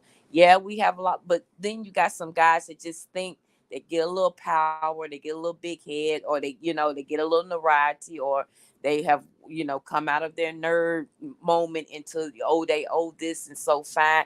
It's just like something, the light, the switching in the head all of a sudden thinks that just because they've gained something in life that they didn't have before, that it's okay. Wait a minute, excuse me, you still a black man in America, number one. 5 young boys who didn't even want nowhere near a white chick lost a lot of their freedom just because she thought that they did it. And they had an overzealous judicial system that pushed that narrative. So, we kind of have to read the room that we still black in America. It's all right for us to own it, but be smart in it. I feel like the Respect, judicial respect. system, like you're saying, the judicial system, it's so hard to prove SA. And I feel like it's more of a mindset, an individually based thing. If you're, because it happens to both genders, but women are more physically vulnerable than men are. So I'll just speak on men as saying women. You have to be a person who's prone to that type of psychological proclivities, if that makes sense. I don't think anyone could really teach you to be a essayer. I feel like that's something that lives inside you. Um, and maybe that's something that happened to those people when they did those things. But a lot of criminals or people who behave in criminal fashion, they study the law, in a sense, and they know what they could get away with a lot of times and how certain circumstances can work. I mean, there's a difference between, the girl that was, jogging home from school who gets, tackled in the grass from the guy who, and gets ard, to the girl who goes to the party at the nightclub and, is dancing and pulling her dress up and having way too many drinks and then goes home in the limo. There's two different situations there. So I think when the criminal activity to that, they think about those things. I think the guy that pummels the girl in the grass and R's her, he's going to get locked up right away, when she goes to the police and they're able to catch him and identify him, because clearly she was just, exercising and got attacked. But the girl who goes to the club and has too much to drink, they're going to look at her like, why did you put yourself in that situation? Why were you dancing promiscuously? Why did you pull your dress up? Why did you drink too much? Why did you go with him in the car and he's a perfect stranger? Why did you go up to the hotel room? Why didn't you bring your friends with you? Like, and the judicial system's kind of going to protect that man. So I think that's also another issue. And that woman, both women in both instances, both get ARD, are going to have severe psychological issues, and weren't thinking they were hurting any. They were just enjoying themselves. And you're right, and it's sad because we're trying to make it that R is R, outside of whatever the scenario that caused it to happen. And, it's still a crime in either way, even though they may have. You right, the law wants to protect the organic person that was minding the business of her, just outside of, you know doing things that they feel that that warranted it.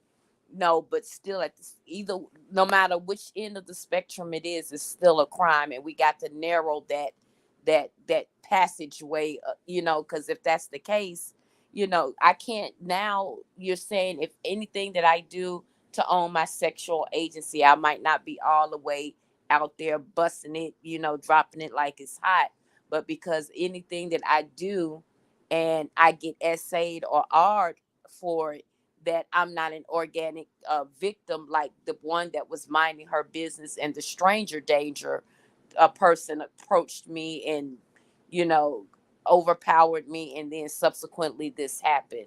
Um, that is problematic in the judicial system, but I think it's because of the power dynamic of thinking that if women acting outside of that genteel nature asks for anything, that they get outside of a genteel nature, and that's a bunch of bullshit. Like for instance, like there was a Law and Order SVU episode where, and I'm just gonna go back to something that you said a minute ago. A little boy was had become a assaulter, based on, he thought that what he was doing with his friends was a part of the act, which was actually the violence of it all. And his father didn't know. He was like, well, why would you do that? Well, isn't that a part of what the act is? You pursue them, you do this, you do that. And the poor baby, in the situation, didn't have a father with enough emotional intelligence to sit down and have a proper conversation with them, whatever his cues were. And I think that's what a lot of has happened in history with, men, is outside of the stuff that they seen in the magazines and on the TVs, because, you know, porn has had some really, uber graphic stuff over the years, that men thought that because of how women acted in those roles is how it was supposed to go down. Absolutely.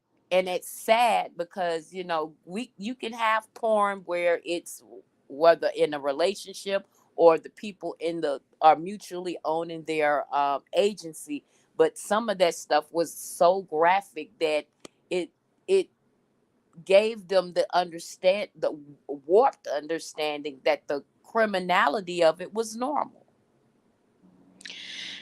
I think porn has a lot to do with it. I mean, I wouldn't know. I'm not a man, but I could see where, they could get the wrong idea, because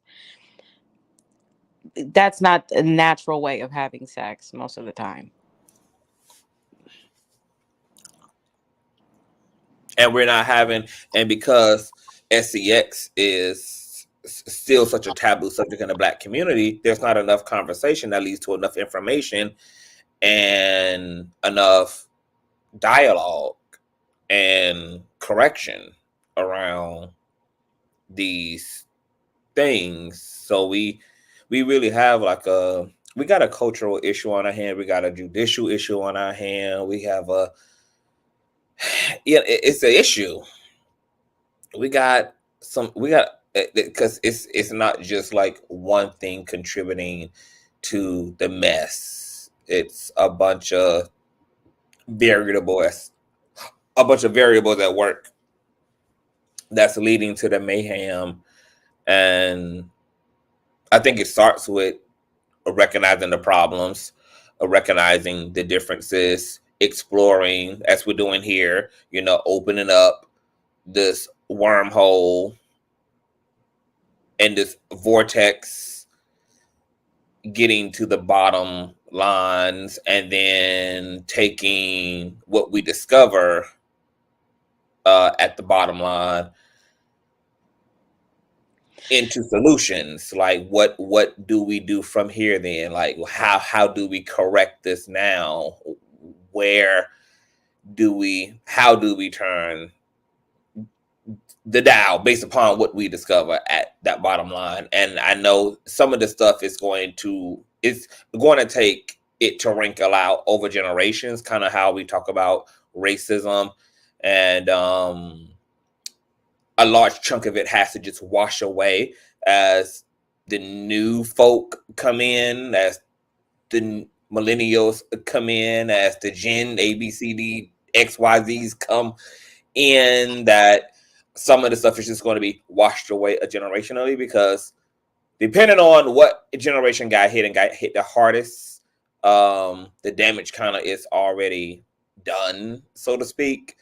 It'll just have to be replaced altogether versus be repaired, which is why we're talking about the young folk and there being a lot of hope for them in terms of the space that they're coming up in.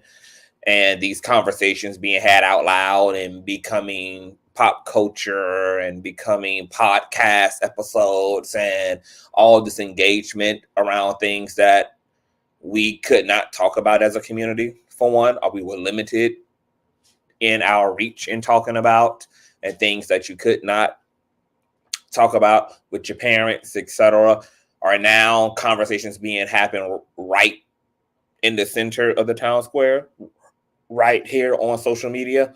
So there's a lot of opportunity to become enlightened and to evolve and to mature in our thinking, but it's definitely a shit show, and it's made up of a bunch of shit collaborating together to create the shit show. But I am hopeful about a positive outcome. I can't say that we're going to see that outcome largely manifested anytime soon, but I think I can see the pockets of growth and evolution coming, and I think it'll still long be going on even after we have come and gone. Yes.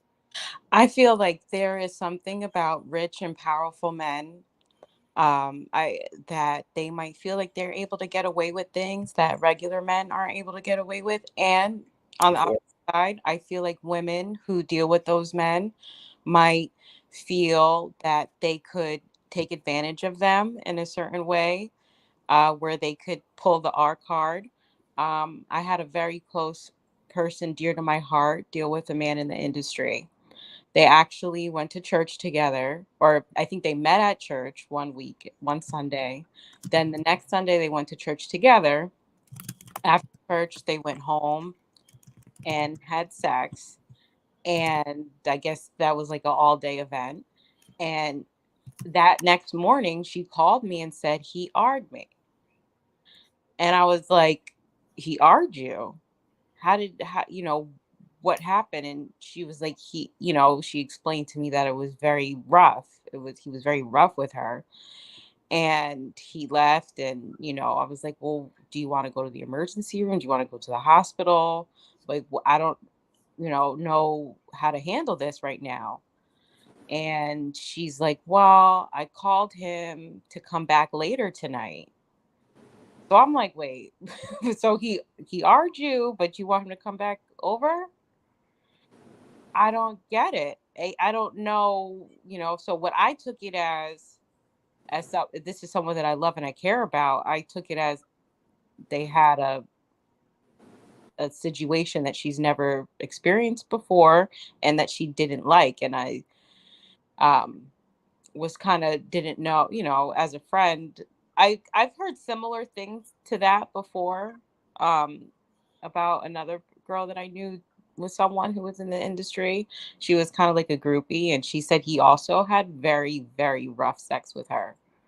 Um, so I think there's something that happens maybe when you're already in the act, and it's going to a place where you are not comfortable with, and you're physically uncomfortable, and it doesn't stop. Is that also considered R? I think I think that something that we have to do is encourage people to actually, like, you got to speak. Like, people are not, it's like you can't be having a totally exclusive internalized experience and then also expect that experience to shape your externalized experience, especially when you're dealing with another human being. So we have to speak, we have to use our voice, we have to be able to, we have to afford ourselves autonomy and do the brave or hard thing by telling people when we're uncomfortable or when something is too much. Like, okay, Right. like this hurts. Like, this hurts. Can you stop? Like, we have to speak, because there are unfortunately people who have not been taught to have a voice, or feel pressure to just endure a situation for whatever reason, or whatever that pressure comes from, maybe how they've been raised or how they feel, or the other person, whatever the case may be, that may be contributing. to it who will endorse something, and then it creates this philosophical question of, well, how do we classify those experiences where people were uncomfortable, but they did not do anything to demonstrate discomfort? They opened themselves up into the experience, allowed the experience to complete itself, and then afterwards decided, or expressed, or etc. That's an interesting dilemma. Well, I you, think that it has to start with us being able to speak up, for sure, like in the moment that things are happening. right. We have to own our voice and use our voice. But just because you started in the act with penetration, as soon as you say no, anything outside that doesn't stop at that no is still R. Okay. I know a lot of times, especially in the past, and this is one of the things I learned as a forensics nurse, and doing the R kits and everything in the ER. In the training, they let you know at any point there's no, oh, he can't, well, he put it in, so now he has to go all the way, and I froze up and I couldn't say nothing, or as soon as that no, it's just like a hard stop. As soon as that no escapes your lips, anything outside of that can now be misstrued. Now the only issue is that, yeah, we have the it makes it a little harder in terms of the he said she said, because granted the penetration happened, but it doesn't denote that even though that happened, you didn't say no, and you didn't say stop. you know we kind of had to, it was so much, you know apples and oranges in the comparisons of that in early times, especially during the date rape, especially in, with college women in the 90s and all of that. And, it just became easier to just make it, as soon as you say no, not you can't have autonomy over your body just because a penis is inside you. No, we're not doing that. And I would say that because that's like, once no and any like visible obstruction happens, then that's your cue to hold the person accountable, and that's where the other person gets to be accountable. But when we don't say nothing in the moment, we make it harder for those type of situations to be at least punishable by law, because ultimately you not speaking up is going to be interpreted as you consenting.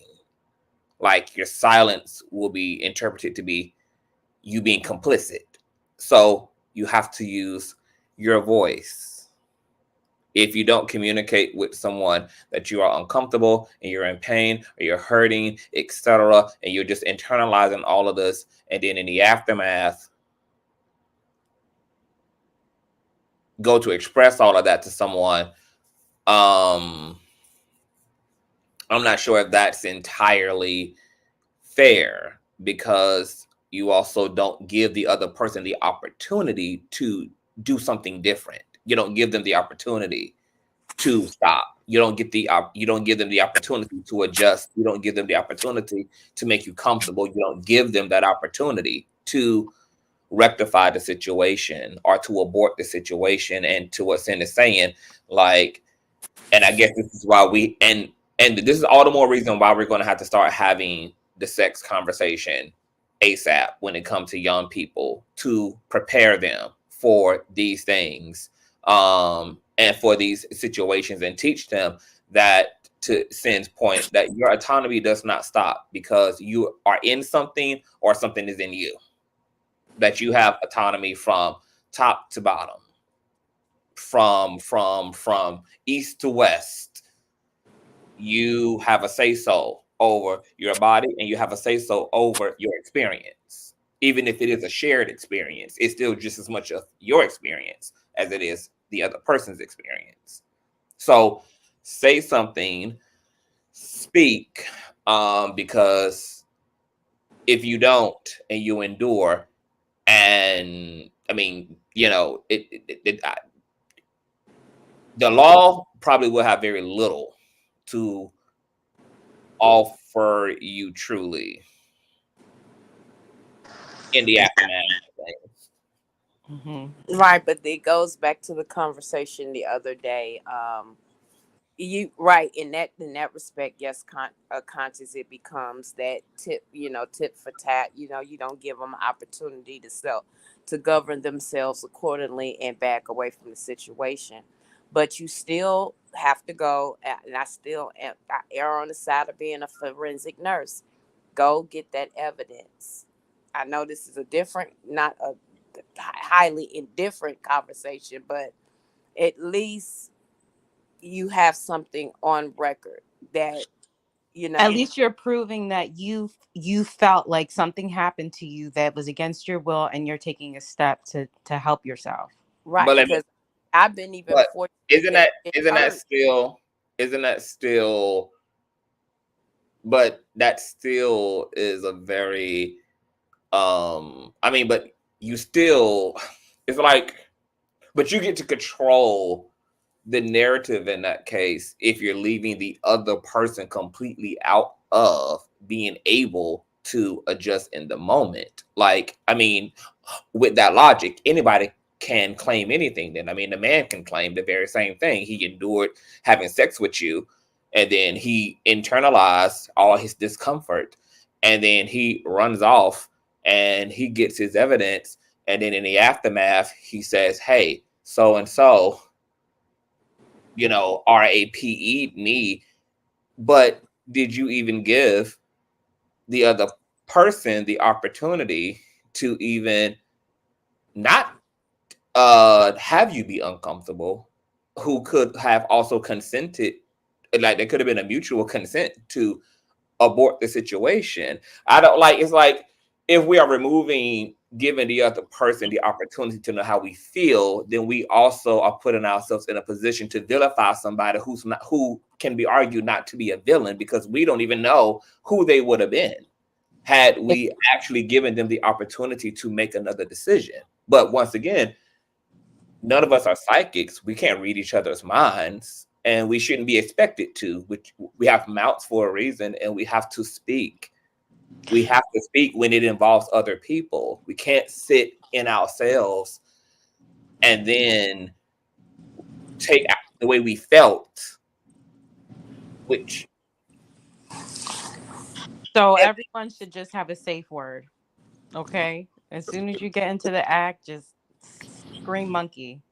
Yeah, like that's where that idea comes from. Yeah. Like having just a mutual understanding of what is too far, and like being okay to say that, and not thinking the other person is gonna get upset or feel a type of way for you saying that.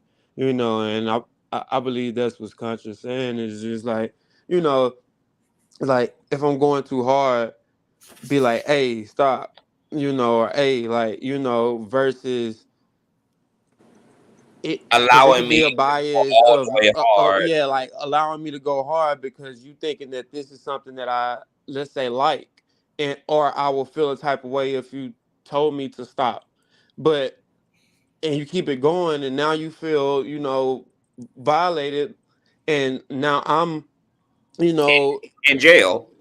in a situation like that when you could have just told me to stop, and I'm like, oh well, and maybe every time after that, it probably get to the point. Every time after that, you would have to tell me to go harder because I would never do that again because I'm aware of how it made you feel, versus robbing me of that opportunity of feeling that and accommodating to that.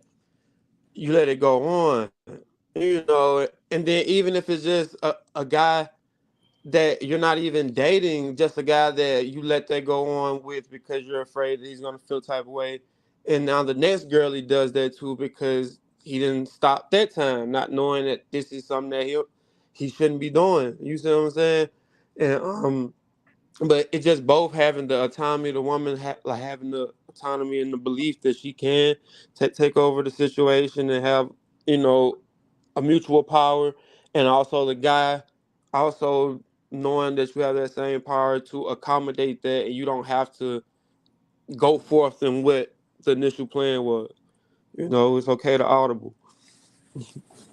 And I want to say that I think that what I'm hearing ultimately is that emotional intelligence is very important before you even get to sex. And we need to really be like cultivating and also adding that to the conversation around romance and around sex is the necessity to be an emotionally intelligent person, because an emotionally intelligent person, like for instance, if I mean like even as a gay man, like when I have played the submissive role, like there have been men who are trying to run up in my shit like I got a pussy. Like I have a pussy, I have an asshole. So it's not like you can't, I mean, you can't even run up in pussy like that, yet alone run up in ass like that. And of course, you know, like there have been times when I have had, like, I have been uncomfortable, especially when I played the submissive one sexually. And of course, the top is like trying to motivate me into taking the dick and all of that. And most of the time, most of us just go through and we just endure, etc. Blah blah blah blah. But me being emotionally intelligent, right? I wouldn't run to the authorities and then label that person as a rapist, as a rapist, because I understand that I also did not give that person an opportunity to adjust. I didn't give them an opportunity to accommodate me. I didn't give them an opportunity to make me comfortable. I didn't give them an opportunity or give them rhyme or reason to stop, because I fully participated in the moment.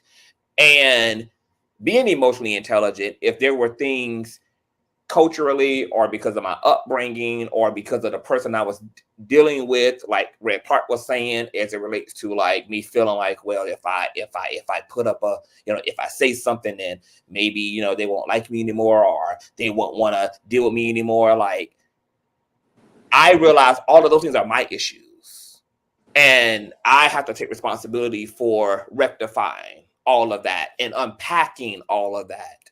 That's not really on the other individual. It was all of my shit that got me in the situation, and that made me feel like I had to succumb to fear, or that made me feel powerless, etc. Because, and I want to make a distinction between what we're talking about. I'm not talking about people who you say no to and they insist anyway, and they persist anyway. I'm talking solely and exclusively to situations where we are uncomfortable and we're silent. We're uncomfortable in the moment that something is happening to us, and we don't say anything, and we don't blink hard or blink twice, or we don't, you know, show discomfort, etc. We allow, for whatever reason. Being an emotionally intelligent person would not run to make the other person at fault, knowing that you did not give them the space to make a different decision. But if we're talking about people who are not emotionally intelligent, because if we're talking about fear-based people who are worried about, you know, the shallows of what's going on. Well, is he going to like me? Is he going to want to be with me? Is he going to be? Then ultimately what you also are admitting is that you talked yourself. You put a price on what you wanted, and you felt you had to be a sacrificial lamb temporarily or circumstantially in order to ultimately get what you wanted, which was this individual. And you decided that being uncomfortable here was a small price to pay ultimately for the possibility of the rest of the relationship or the continuation of the hooking up or whatever it is. That was the hope and the wishes of the situation. And when that's removed, and then it's solely just the fear or the sense of powerlessness. Once again, there's information in us unpacking that for ourselves and realizing that, okay, I don't, first of all, once I realize that I have a problem standing up for myself, then I think that's what a conversation about now being mature. I am not going to put myself in situations where I am not strong enough to use my voice. And now it's up to me to be someone who doesn't put myself in those situations until I'm ready, until I can, until that is the person that I can be. Because I first and foremost have a responsibility to myself before anybody else does. And so that emotional intelligence part is very, very, very, very, very, very important. And it doesn't get enough conversation as it relates to sexual dynamics and sexual experiences and these fine lines between the way we feel and what actually happened. What actually happened was I was uncomfortable as hell. Not that he necessarily abused me or raped me. I mean, there isn't such thing as rough sex. Rough sex isn't per se raped. But when we are not nuanced and we aren't really careful with these type of conversations, we run a bunch of shit together that creates a cesspool of people being falsely accused, wrongly accused, and ultimately leaving everybody to ultimately be traumatized by fear to the point that there ain't gonna be nobody having fucking sex because nobody even know, like nobody is going like it doesn't allow for there to be any trust. It obliterates. The fear will take up more of the space than even having the experience is. I was also reading statistics like last year around how like these younger people are not even having sex like that. Like sex is almost dying out along with the white population in America. That young people aren't even engaging in sex like that. But and that may be for reasons like Bambina said about, like these kids are indoors, they're more virtual, social media is a thing, like these young people are more cerebral because of technology, etc., which can be a good thing. But also, I hope that they continue not having sex because at this point, sex is dangerous because you got people making claims based upon their feelings. You got people who are weaponizing experiences. You got people who don't know the difference between hard or like rough sex and a RAPED situation. You don't even have people who are clear about what that is. You have people who feel that they can make claims to a certain experience even if they don't say anything. I think that's very dangerous. I think that's very extreme. I think that's out of control. And until we get clear, super clear, then I think it is in the best interest of young people, all people, to like just back the fuck up off sex because it's dangerous right now. It's dangerous because it's a lot of feeling and it's a lot of emotion and it's a lot of just I don't know where this expectation came from that people are just supposed to just know that people should just know. Like I knew every time I was uncomfortable in sex that the other person didn't know as long as I wasn't letting them know. Like how is she supposed to be knowing if I'm throwing my ass back? How Right. you know if I'm moaning and calling your name? How you supposed to know if I'm gripping the sheets and biting the pillow and I'm stuffing my face further down into the mattress? How the fuck you supposed to know that I'm uncomfortable? How you supposed to know if I'm not saying anything? How you supposed to know? You ain't gonna know. And you're not a RAPIST because I was uncomfortable or because it hurt real bad.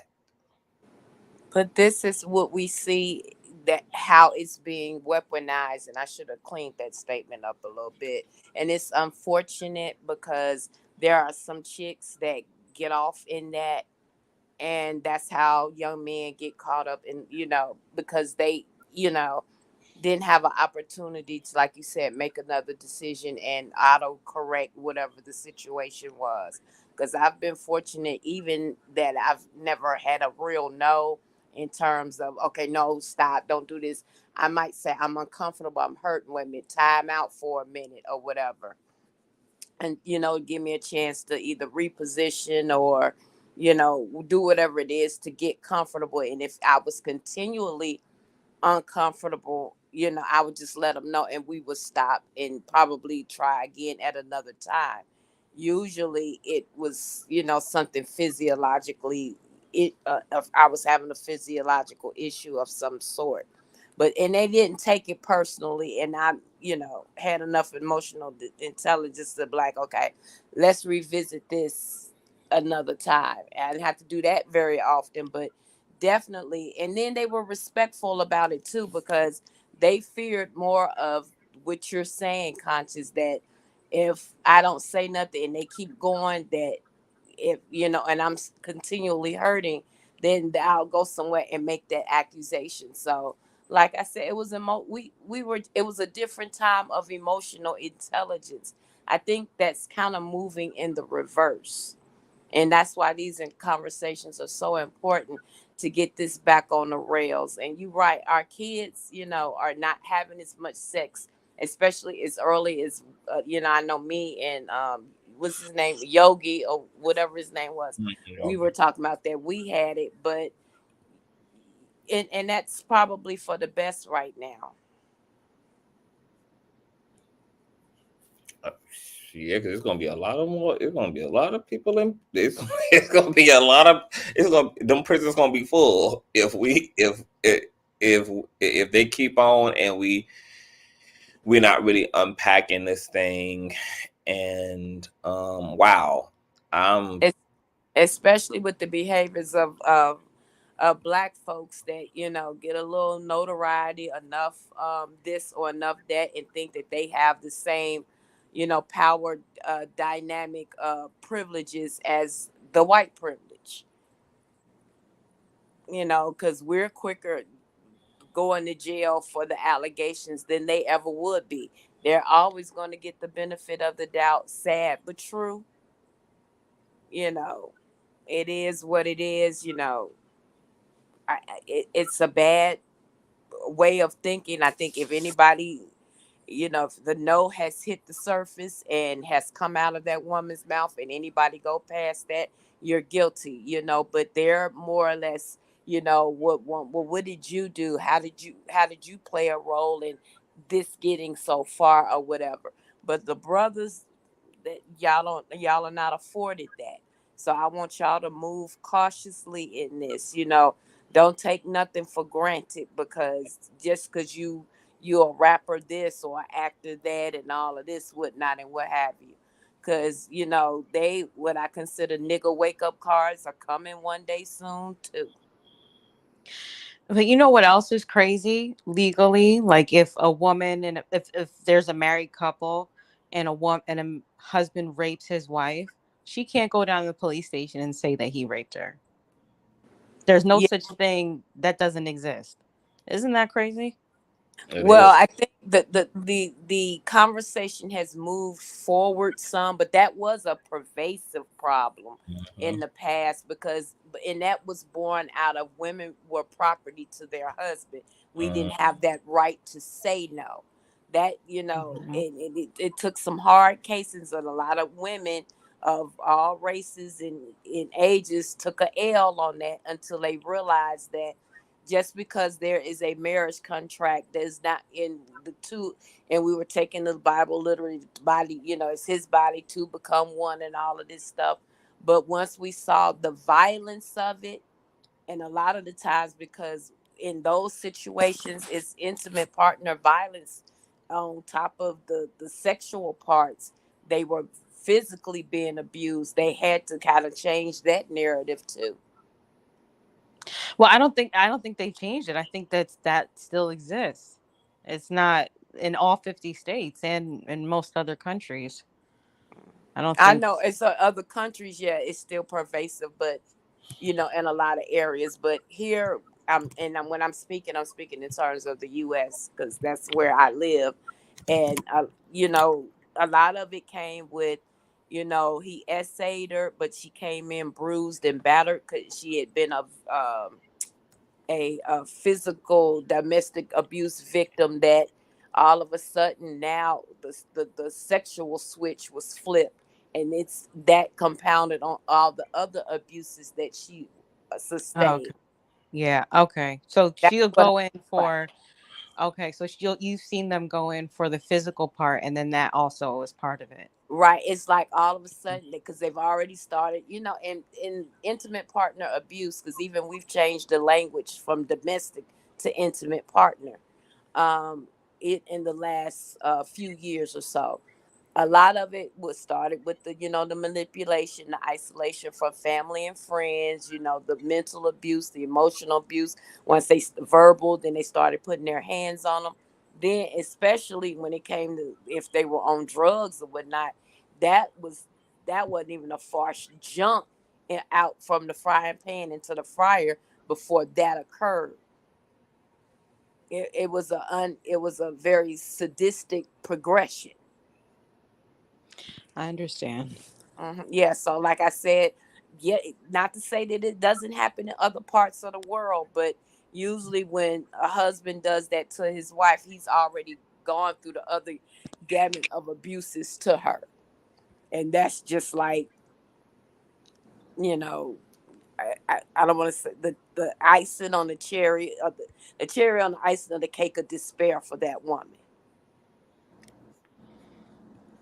Yeah. And yep, that's why all this reform has to happen, because the system, in part, has it set up um, largely for women to be victimized in this way in a society that's not enforcing sexual discipline on men, which is compounding these issues as well. We're gonna. Mhm. I was just wondering, I didn't hear the beginning of the conversation, and I hope this isn't redundant, but what happened with DJ Academics? If somebody wants to. Nothing. His ex girlfriend was holding a secret over his head, and the secret was that in 2022 his house got raided as a result of a woman claiming to have been essayed by two of his friends. So he went live and decided to empty his ex-girlfriend's clip so that she didn't have anything that she could manipulate him with or extort him or blackmail him with. So he went and told the story about what his ex-girlfriend was, holding over his head and threatening to publicize, which was this raid and all of this. So he went into the whole situation and broke down what actually happened, which was one of his flings coming over, and he claimed that she had consensual sex with two of his friends at his house while he was upstairs drunk. And she initially tried to lie to him about the experience until he saw the footage of what happened in his backyard, which was them all engaging in group sex. And then once he told her that he had saw the footage, she then had changed the story from, oh, we just had a good time, to then I was twerking naked for them, but nothing else happened.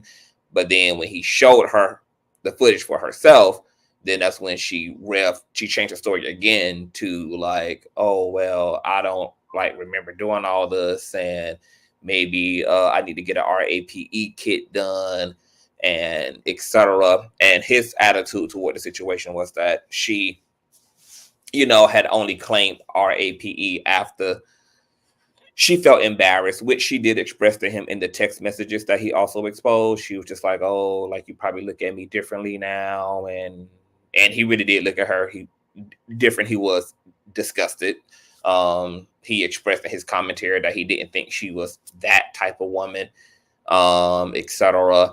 And then, she I guess she went to the doctor. She had an RAPE kit done. And then she opened up an investigation.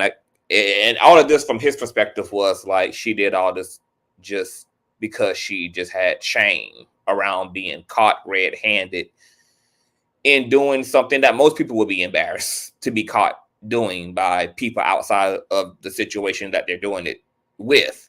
But he said that no charges came of it. There was no arrest. His friends never got charged. They weren't arrested. The cops raided the house. They retrieved the footage. They also saw that it was consensual, etc. And that life went on. And as a result of him telling that story, trying to get ahead of his ex-girlfriend, the girl that he was talking about in the situation came forward. And I guess she was triggered by him recounting the story, even though he kept her identity concealed. He never said her name or showed a picture of her or anything, but she came forward in a 47-second video and was like, "You're lying," and there's a RAPE kit that was done, and I also woke up to you on top of me. And she said that she was going to come back and tell her own, she was going to tell her truth and her story, but that was the last time she was seen. And all this took place back in 2022. So it has led to a big conversation around all of this. So because we don't have no objective facts to really land the situation on DJ Academic side or the woman's side, for me as a content creator, I thought it was an opportunity to also talk about the reality of false essay claims and how men do have to also deal with this, regardless of how small of a percentage essay claims are in fact false, that they nonetheless still happen, and they happen every day in this country. And I was interested in creating a conversation for men and a space for men where they can talk about prevention of these things, and talk about the concept of consent and all of this good stuff. So Yeah, a lot of things seem like a good idea and a lot of fun until it's not fun anymore. You just got to walk away. You can't just do everything that seems good in the moment. yeah, and that's what we were talking about for the first hour and a half. It's just like, it's time to tighten up. Like, men's community is going to have to tighten up. And we just got to tighten up. If you got something to lose, get your shit together. Clark, I just got your text. Thank you for being here. Anything that you want to say before you drop off? No, not really. Like, I just appreciate talking to you guys and, just running it. I appreciate the questions, I appreciate just the idea of trying to see the vantage point and the space to see each other's vantage point and perspective to, a better understanding. Um, with the intentions of to change the whole collective consciousness by changing individual consciousness, one by one, and then that hopefully change the whole collective. So, you know, yeah, like we gotta do it again sometime. A lot of time, and I still like the idea of those sobriety tests, Red. I think that's a thing. Oh That's a yeah, thing. like that's the idea. If they don't got them already for the men, go and get that. Yes, a That man. Would you blow uh, do you mind blowing into that this, quick man? sobriety test. You can keep it in your Yeah. wallet. Like it changed the color or something to see. Look, they can even put See them what in your level it cars on. now. They can even put them in your car because my uncle, who had a DUI charge, he had to have one of those in his van until he got off probation. Like something like keep that something like that on hand when you go into the bar and you don't and you want to know what level it is. Tell her you want to check her temperature. And and That that's part. what it be, man. But yeah, though, for sure. All right, Red. Get your back to sleep. I'll hit you later. Thank you for being here. All right, for sure. All right, but we're gonna wrap up because I gotta get my ass up out of here too. But this was the conversation I wanted to have. I wanted to talk. I wanted to share. I wanted to also because I have a large female demographic too. So we always talk about things largely from like women's perspective and the way women are impacted too.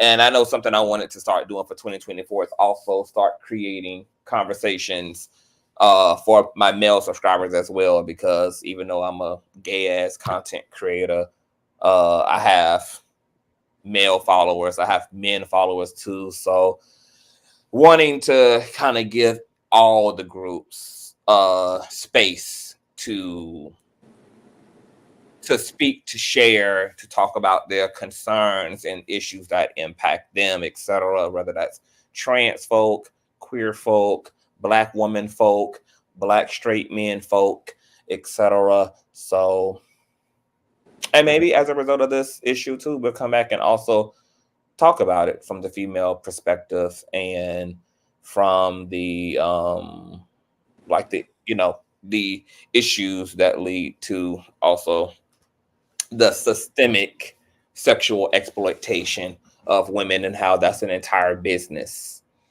Mm-hmm. in this country and in the world largely too. But anything that you guys want to say and final thought before we conclude? No, I'm just gonna drop off. I love you long time. Thank you, ladies and gentlemen, for your uh, openness and your candor and your participation in this conversation, because it's long overdue but very much needed. And Very I much so and I needed. salute you all, even the ones that have dropped off, and I give you your flowers. Thank you, Sin. You're always an amazing contribution to the discussion. So thank you for being here. And yes, let's keep the conversations going because we need to talk, people. We need to like really talk, not all of the not the like somebody said earlier, one of the issues here was that it was DJ Academics. So that made it hard to really use him as a launching pad. But that's why I immediately wanted to just get away from this being about him and just take the discussion elsewhere because it's really larger than DJ Academics. But I also want to thank you for coming up, Miss Bambina. Thank you. I learned so much. I learned a lot, and I think it was very, very informative. So I'm very grateful to be able to have this conversation. But thank you for being here and continue to hit the link. We have these talks all the time over here. We get into all the things of the things. So thank you for coming up. Thank you for even asking questions. Thank you for just thank you for that. Like, I think that we need to encourage this more. Like, we can actually talk and we can actually communicate to each other. And there is, there's all sides to the matter. And I just want to see a lot more of this for 2024. I'm literally so sick of all of the anger everywhere. And I'm just ready to get to some solutions. I'm ready to have more grounded dialogue, especially about very serious things. I don't want like these serious things to completely be sensationalized. I know that because they sometimes include celebrities, they will have a sensational element to them, but we can also take those situations and go somewhere deeper and more substantive as well, which I'm going to be doing with the TD Jakes drama as well too, that we're going to be having some substantive dialogue about what's going on in the church realm when it comes to grooming and all of this stuff too. But thank you for being here, Boo. Yeah, you actually have a lot of good insight and a lot of good, suggestions to how to fix these problems. I learned a lot about your perspective and as a male, and I think you're doing a lot of good work. So I Thank appreciate you. that. Well, I can't do it without y'all, so I thank y'all too, because y'all help to make this thing go round and round, and y'all are the community and bring the community so that there is a us in these dialogues and in these spaces. So I appreciate you and all the rest of the crew equally. So thank All you. right. Well, have a good night. YouTuber, that was our Bambina, you guys. Reckless, you still there? I know Reckless said he was washing his big ass used power bottoming draws, girl, because he out there in them Florida streets getting the wham bam and thank you ma'am all up in his ass, child. So them draws are always brown, them draws are always green, them draws are always being replaced, girl. So he be running down to the laundromat every other night, girl. Every other night, girl, to the laundromat, girl. Throwing them tethered ass draws into the biggest washers. All right. This was amazing, y'all. I love you all. And thumbs up the video and share. I have a hot topic planned for y'all today. But now that I'm going to bed, obviously at 6 in the damn morning, hopefully I can get up at a decent time and we can have a decent hot topic hours, girl. We got to get home. Let me see what I got on this docket. Oh, this piece of topic, girl. We got the TD Jakes updates, girl. Larry just gave us an update. We got some tea coming out of the adult entertainment world that we're going to be getting into. You know, we got some more allegations when it comes to Diddy, girl, made by no other than y'all favorite little sister with a snaggertooth, which is Krishan Rock. We got Blueface in jail. We got Tasha K on the way to prison along with Blueface. Girl, we got a lot of shit to get into, girl. So we're going to be getting into it. In the meantime, in between time, you tell a friend of a friend of a friend to subscribe to the channel, girl, because we do the motherfucking thing, all right? I will see y'all later. And if you enjoyed yourself, make sure that y'all show your niggas some love over on Cash App and PayPal, which is all listed in the description box below. I'm also going to be in Patreon on Friday, so my Patreon members, be looking for a live. We got things to do, and I got a lot of stuff to tell y'all asses too. So I will be absolutely in Patreon on Friday. Also, I think I'm missing something. Am I missing something? I feel like I'm missing something. Maybe I'm not missing nothing. All right. Good morning. Good night. Bye, you guys.